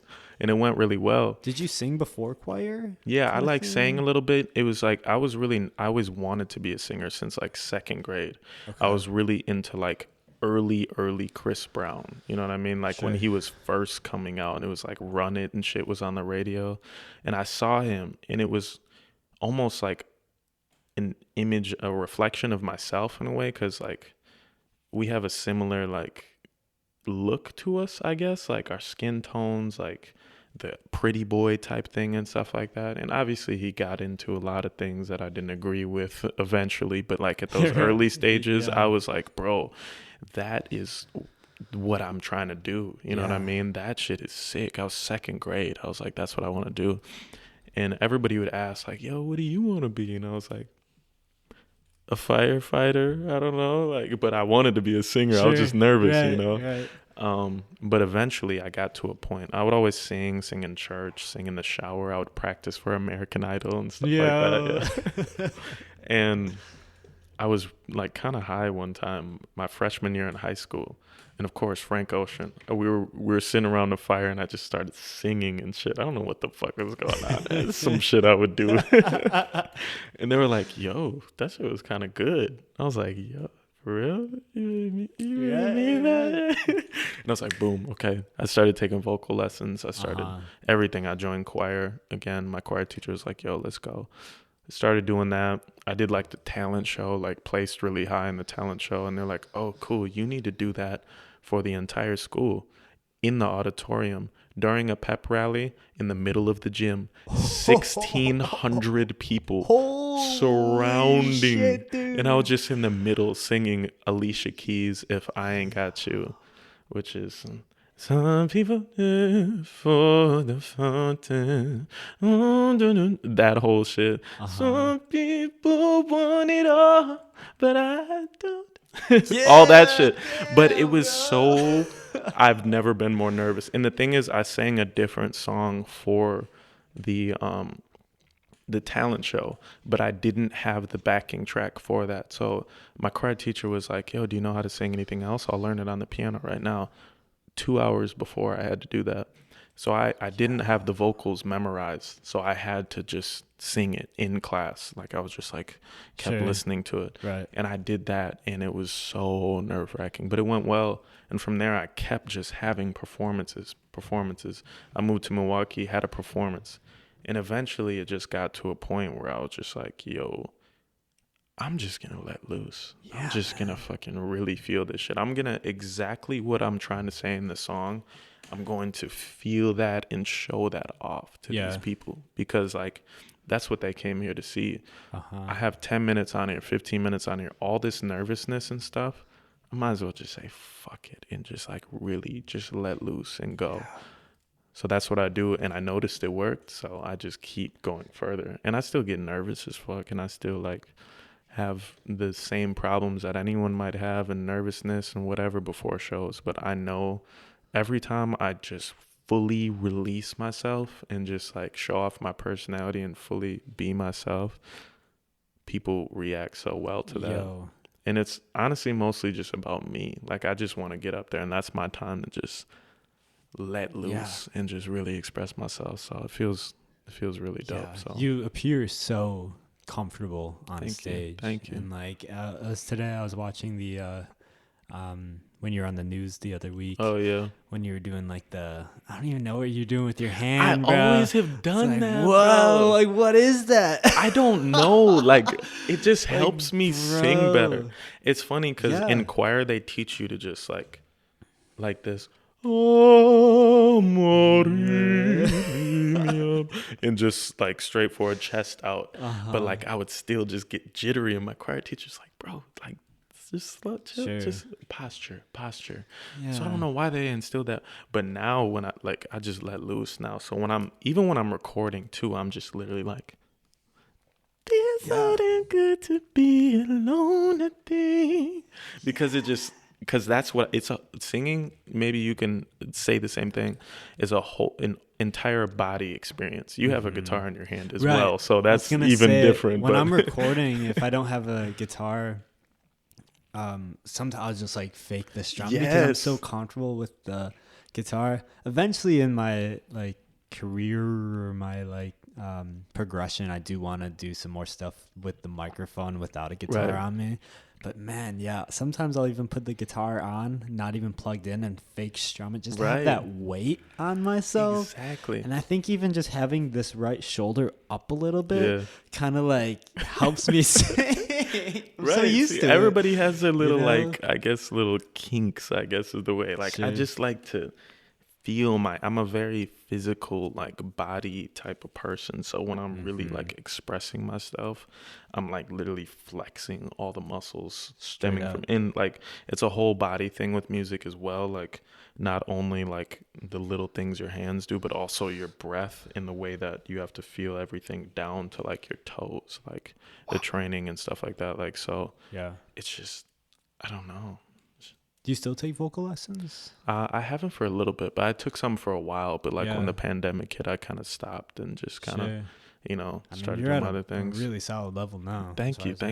I always I worry so much about, production and keyboard and like playing guitar a little bit and stuff like that. But I need to always make sure I'm doing my stuff for my roots, where I came from and stuff like that. But you play guitar, a little bit. I saw in the video you're playing that one chord where it's like this finger, the index finger is like over the top, like 4 strings, and then your thumb is on that one. That's a very jazzy chord right there. I don't know what it's called, but okay, I'll expose myself. That I didn't play the guitar on that song. That was my guy Casey. It was kind of just an aesthetic thing, but I do play a little bit of guitar, and I have to give a shout out to Isaac Rapinski. Crazy, right? He's crazy. He gave me guitar lessons for months, and I didn't know how to even, I could play a couple cowboy chords. I played like a finger style like guitar class. I took that at UWM actually. And after that I was like, yo, I like this shit, because a lot of the beats that I like to play and listen to and make songs to have guitar in it.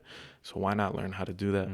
So he kind of gave me this whole crash course, and he was like, I'm going to teach you how to play what you like to sing and listen to. So it was just straight 7th chords the whole time.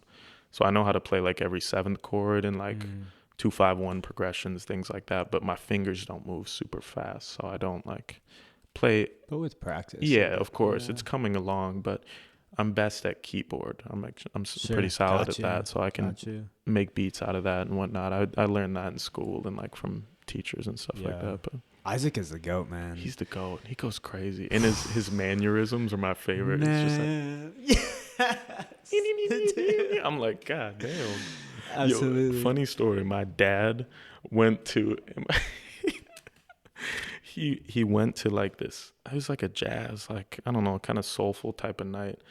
And he's like, he called me, he's like, yo, Clayton, man, this is guitar player here. He says I told him that my son's a neo soul singer, and his name is Clayton, and he said he knew you and stuff. And at the same time, I got a text from Isaac saying, yo, I just met your dad. He's the coolest dude. And my dad will not shut up about Isaac, bro. He won't stop. Isaac came to my show at Cactus Club, and he started getting in his rant because we were all around each other. He's like, man, you be going crazy. He's like, hold on, I got a video on my phone. And he started looking for the video. And it was like 5 minutes. He was like,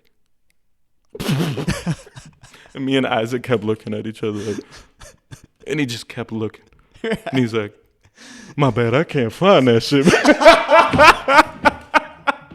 I was like, bro, you're such a boomer, bro. You're Dude, I was gonna like, that's a classic classic parent trying to shit, find bro. something on their phone, like, That shit was so funny. I was like, bro, I was hoping he gave it up after about 25 seconds. But seeing Isaac and his like jazz element, I went to see went to the Jazz Estate in July, and he was playing there on like a Wednesday night, and he played, and goddamn, dude, he gave me a whole crash course on jazz, and just like because jazz has always been so foreign to me, and I'm like, how do you know like when you're gonna go, and like how does it all work? And he kind of just told me about like how there's different songs and there's parts to each jazz song, and he really broke it down to, I still don't fully understand it, of course, but like it gave me a whole nother perspective. Just that one night of talking for like 30 minutes of like, so dope. It's so deep, man. Jazz is insane. It's insane. It's crazy. So he'd be like, all right, now the drummer's gonna do a solo right here, and he starts doing a solo. I'm like, what, dude? Like, how'd you even know that, bro? It's just like, yeah, it gets so deep. But, dope, man, cat. shout out Isaac. Mid-Coast. You remember that show? Yes. Yes. Dude. That was even before the Moonglow one, I think. Yep. That was like early 2020, I think. Or was it? Maybe that was. Or was it early 2021? Because that was right when shows were starting to come back. Right. Because 2020 was just not happening. I didn't know you were gonna be on that bill until like a week before. Or something. I got added a week before actually, because I think it was a different artist. I won't even say their name. They dropped off. They had something going on maybe, but yeah, I got added to that. And then you were playing and stuff, and we were cool. We didn't chat a whole ton and stuff, but like it was so dope to see you perform. The energy that night felt so it was good, man. That was one of my better shows, because like in warm-ups I don't know what it was. I just drank like a yerba mate, and I had a lot of caffeine running through me, and I was just kind of like a little nervous. In warm-ups I wasn't hitting my notes how I normally like to, and I was like, fuck, bro. And my girlfriend at the time was just like, no, you got it. And I went up there and I was like, yeah. And I just started singing, and that's when it kicked in. I don't know if you feel that ever, where it's just like everything's like whatever, you're nervous and stuff like that, but when you hit that first note, it's like, oh, I'm here now, let's go. And that's what I felt, and I just started going, and it was so fun, and your performance was so dope too, and it was just, that was with a really Dwayne, good night overall. The acoustic thing. Yeah, it was dope to see like just so many different artists come together. I think Flowers was playing that night. There was a couple more artists I can't remember. Dude, I can't remember his name. The dude who played it at the end. Yeah, he's a hip hop artist. I can't remember. So many different stuff though, but it's cool though, because like we've played shows together, we've been fans of each other, been cool with each other, and like we're in completely different like sections, I guess, if that makes sense. Not that it even has to be looked at that way, obviously, because music is music, but like that's music.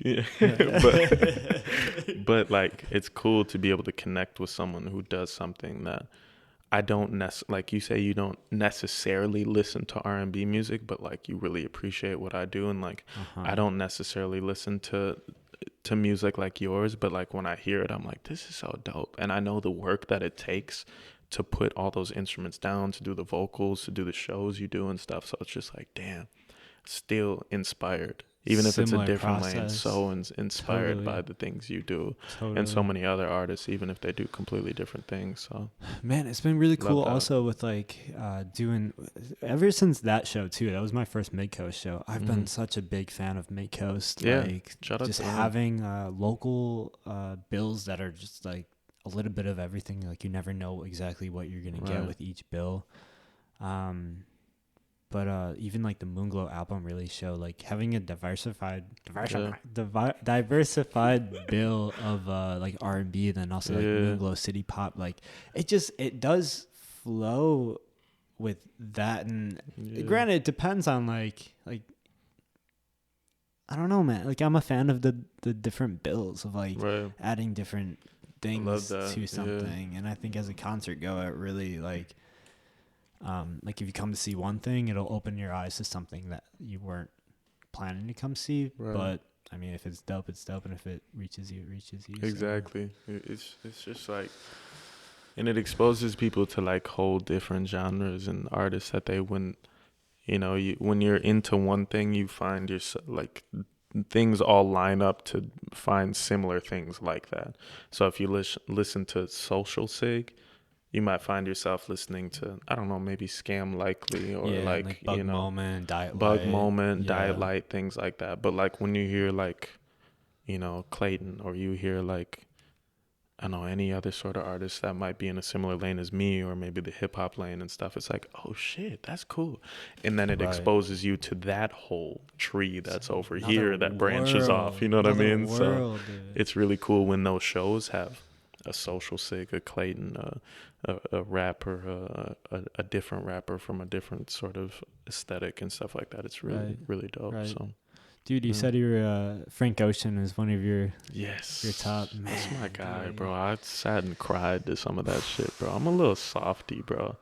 I don't know. Some people get a certain vibe from me, like, oh, I don't know, he's kind of buff. I don't know, he's probably not like that. Yeah, shit, bro. Self Control. Have you ever heard that song? Yes. Poolside. Yes, combo. Bought you some last night.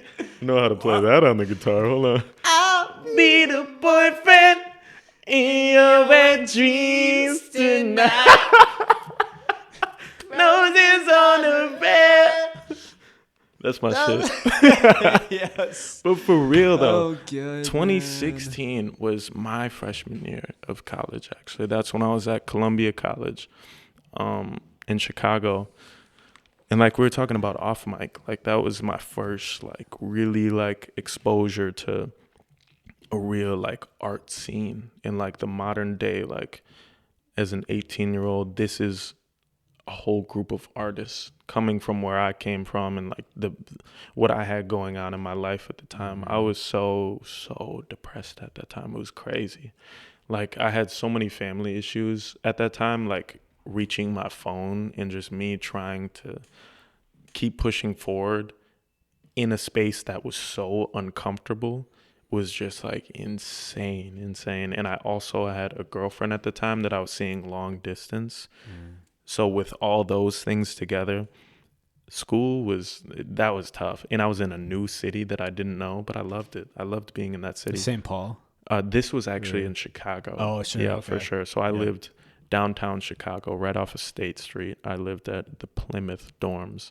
Shout out to Columbia. I miss that. One of my biggest regrets in life is leaving Columbia College because I loved it so much. But, I had my mom, like, she was going through a lot of shit at the time and just, battling alcoholism and like depression, and me not knowing if I was going to have a mother the next day, and me not knowing, why I was in this toxic relationship that I was not even invested into, and me not knowing how to adjust to an entire different environment that I've never been exposed to was the craziest amount of pressure I've damn near ever felt in my life. So during that moment, I was spinning Frank Ocean the whole time. Everywhere I went, I had my headphones in.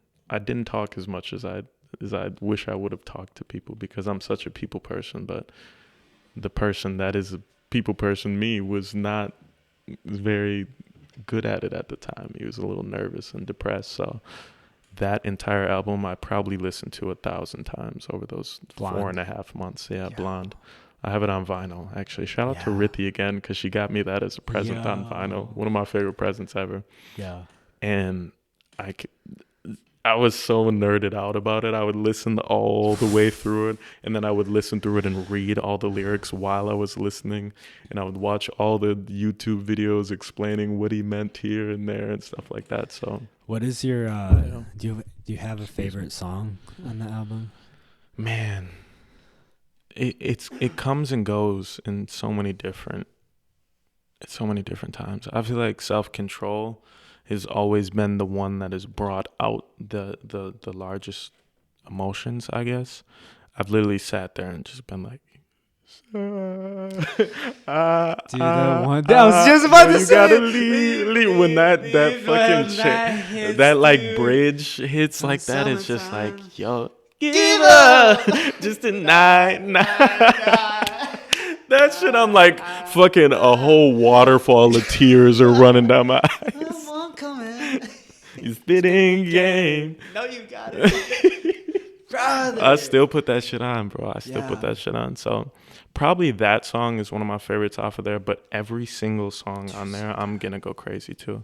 Fucking Ivy. I mean, White Ferrari is one White of my Ferrari, favorites. crazy. Futura Free is crazy. Fuck, I remember not really, because I remember always just listening through the album and I don't know. I feel like I always just kind of skipped over the last one, Futura Free, for some reason, and I just never remembered it as a staple. But man, that song, it's just crazy. And even Channel Orange before that, like I've been top one of the biggest Frank Ocean fans like ever. Yeah. Anyone that wants to battle me on that, top 1% of Spotify. Absolutely. Please challenge me. Ask me anything you want to ask me. Huge fan. So yeah. Ever since I was like 2011, I was a middle schooler. You were probably a middle schooler too. I think you're like a grade under me. You're what, 23 or 24? I graduated high school 2017. Okay, I was 2016. Yep. So yeah, ever since like we were in middle school, like I was just bumping Frank Ocean, like thinking about you. Like that's probably my most played song of all time. Yeah. So since then it was just waiting for that next one. And then that shit finally came out when I was leaving high school and then just hit at the exact moment I needed it. When you needed it. That shit I should get it tatted on me. That's the corniest thing I've ever said. But like for real though.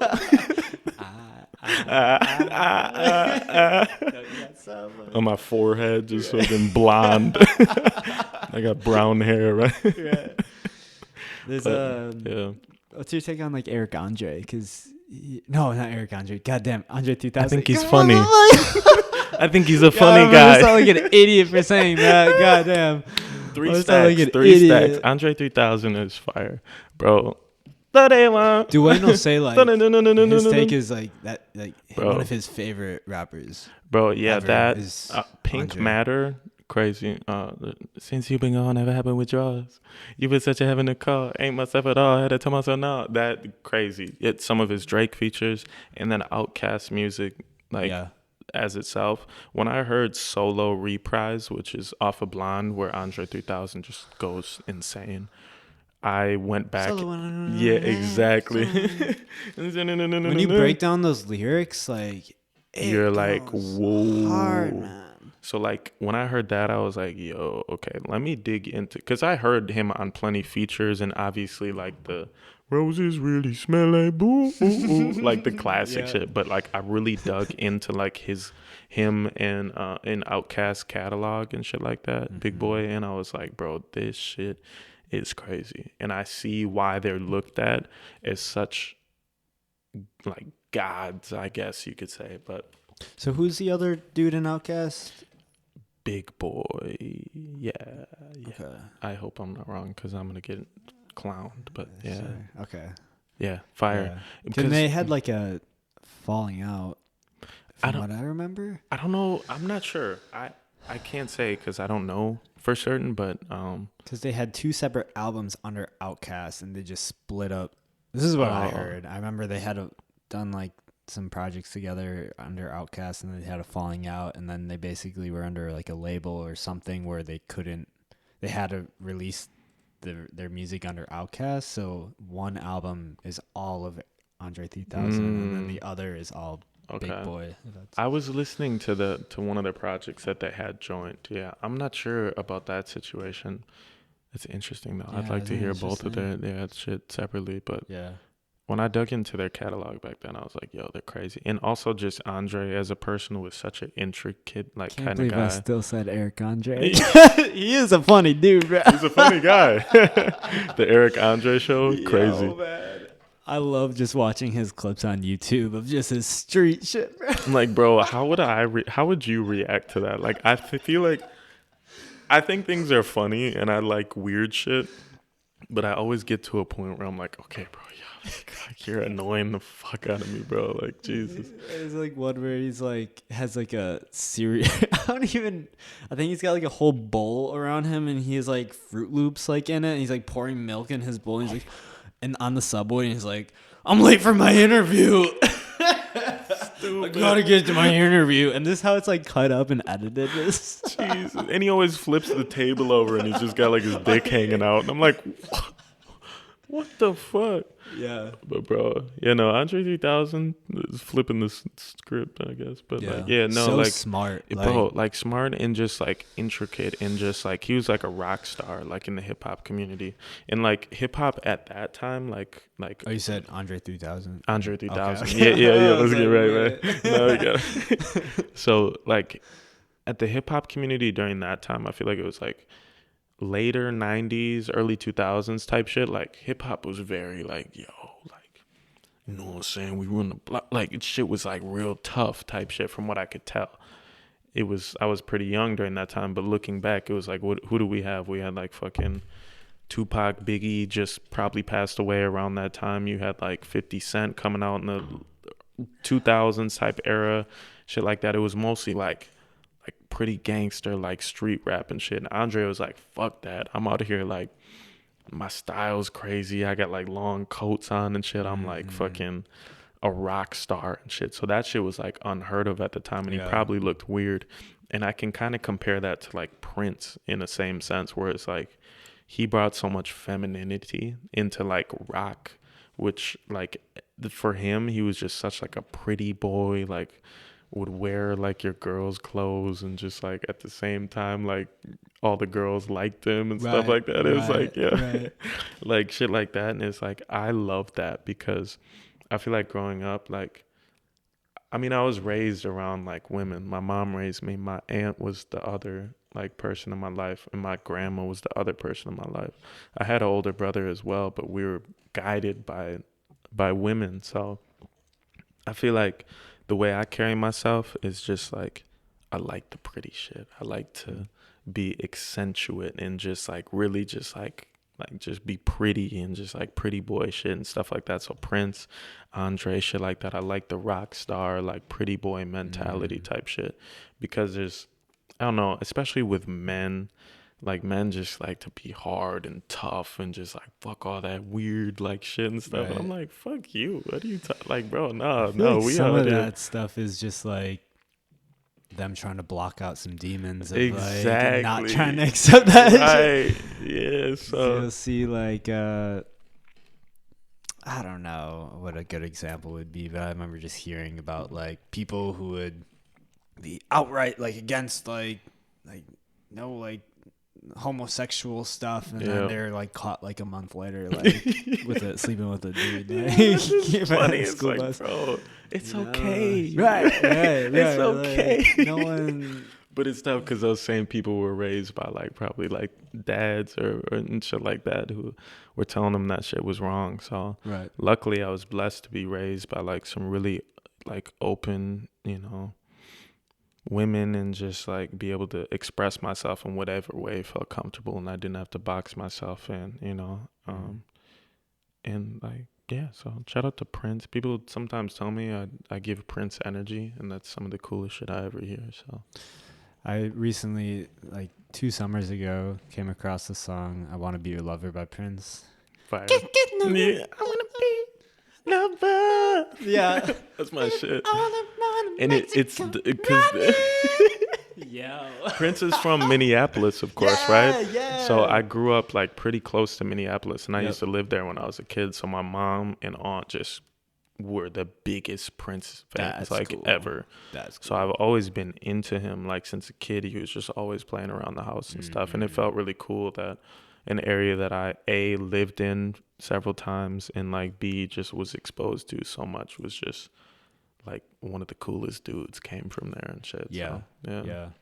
It's interesting, like the people that come out of the Midwest, like big names like that, which I feel like now in this day and age with the internet and everything, which I was thinking before, I don't know if I said it, but like lots of artists, I feel like I'll just kind of hear like LA has all this infrastructure of so many so much like creatives and people who would do music videos and people who do that for jobs. But I almost feel that being in Milwaukee here and knowing like the friends I know who are in video and in the day and age of 2022, and everyone has a phone, but like so many people are into photography and really cool visuals and stuff.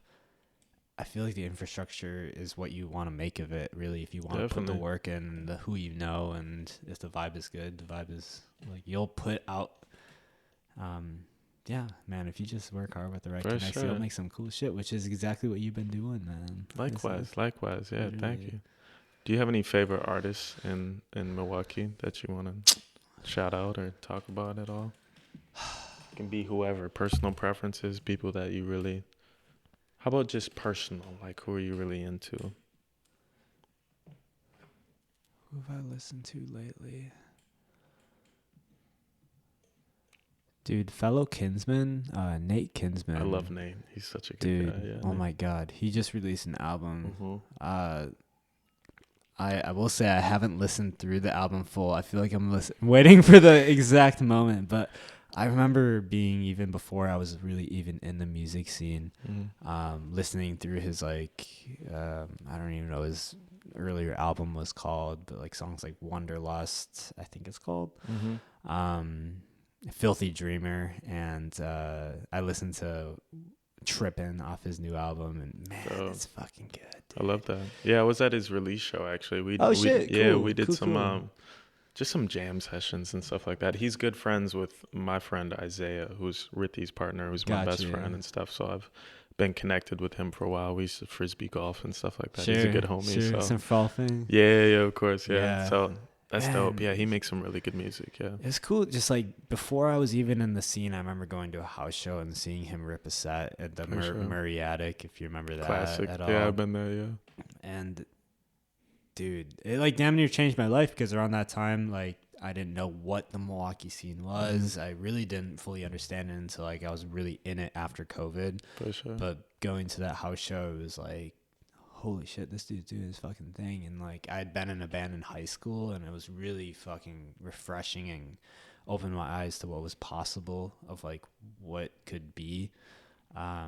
So dope. Yeah, shout out Nate Kinsman. For real. Fellow Kinsman. Yeah. What about you? Man, my favorite artist, Mellow Child is his name. Yeah, he's one of my really close friends. Calvin is his name. He makes some of the dopest, like R&B type, whatever you want to call it, just very good music. And he's such a good writer. If you're in the studio with him, you just like the way he comes up with melodies and hooks. It's just like, bro, how? It's so catchy, bro. Yeah. How do you do that? So super dope. He actually just dropped a song, bro. Shout out to Cal, bro. He just dropped a song like right now, actually. Yeah, okay. Literally, actually, probably Mellow Child. Mellow Child. MELOCHLD. CHLD. Yep. Skip the I in child. Sure. Yeah. So he's one of my favorites. Your friend, Dwayne Davis. I love Dwayne. Man, dude, I'm so excited for him to release some more stuff, man. I had a session with him. We made a really cool song, and he showed me some of his newest like demos he was working on and shit. And like, bro, people are gonna really love that. And they're so sick. Dude, and he's finding so many different ranges. Are absolutely insane. Great. Just like, he's just such a writer, man. Yeah, he's so good. Insane. So good. Yeah. There's this other younger dude. His name is Khalil, I believe. His Instagram is like Meech Returns or something like that. But I was shown one of his projects, and he had a few songs on there where I was just like, damn, he's so dope. And he was producing and shit and everything too. So I haven't been exposed to him a whole lot, but there was one song specifically where I was like, damn, he's super sick. Paper Stacks is probably my favorite rapper. Him. Too High is a really dope rapper. Yeah. Too High's coming on the podcast in December. He is. His shit is so dope. Yeah, I like his shit. It's very just like, I just want to like just get mad. Quiz Terry? Q? Yes. Yeah, he's cool too. Yeah, man, I really he rocks like with Too High. Yeah, his shit goes hard.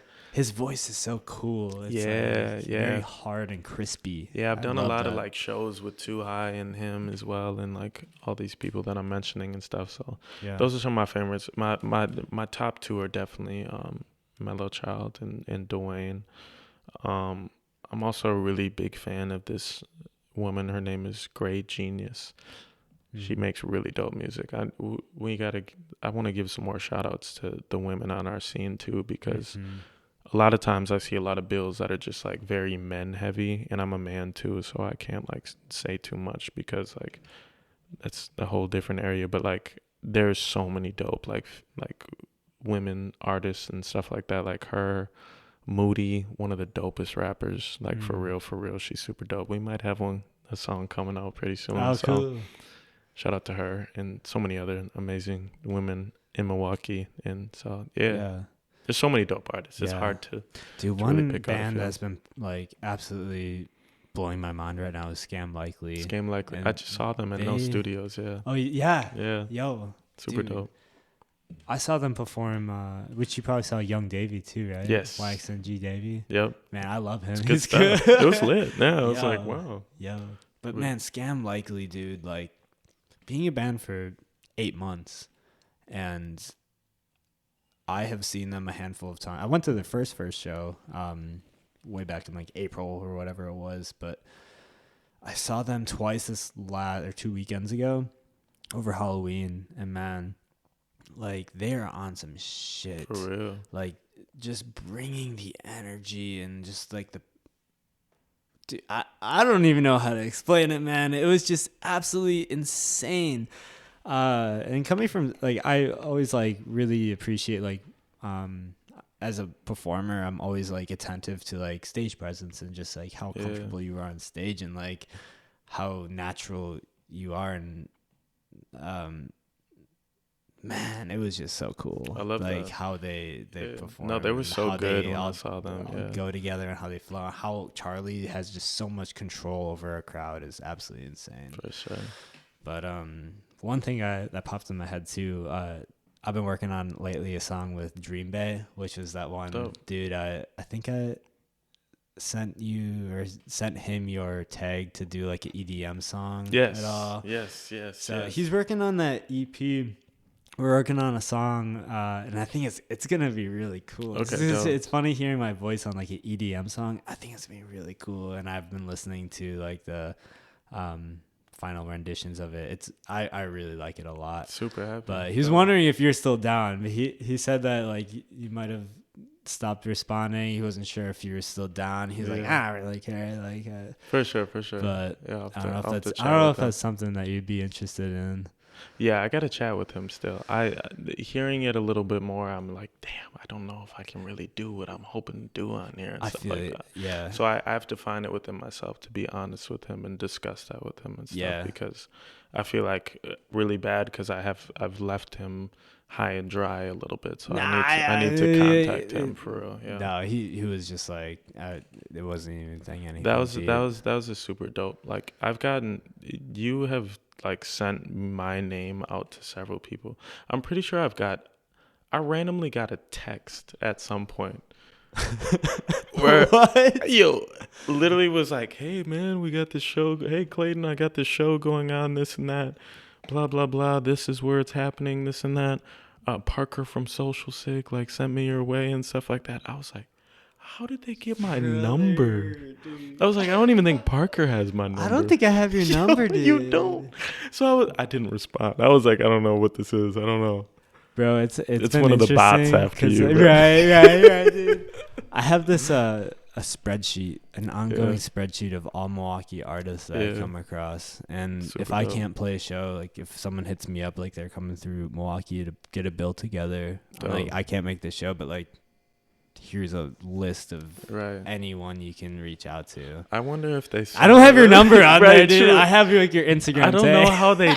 I don't know because I saw your name and I was like, how did this happen? I don't have your number. I know. Should probably grab it after this. But, I got you. But I was like, what happened? How did this even happen? But in general, it still made me feel good about you because I was like, damn, bro, he just be plugging. And shout out to him as well, Dream Bay too as well for hitting me up too. Like, I mean, if it works out, it works out. I mean, it's like literally not like deep or anything. Exactly. At all. Like, but just in general, like just like the being reached out to and stuff just feels really special and stuff. Whether that ends up working out or not is not a personal thing. Like everybody just has their own creative endeavors and capabilities and things like that. Yeah. So I know how the game goes, but it's just really cool to be considered in that way in general, you know. So yeah, definitely. Yeah. Well, shit, man. Should we wrap this up? Cool. Sounds great.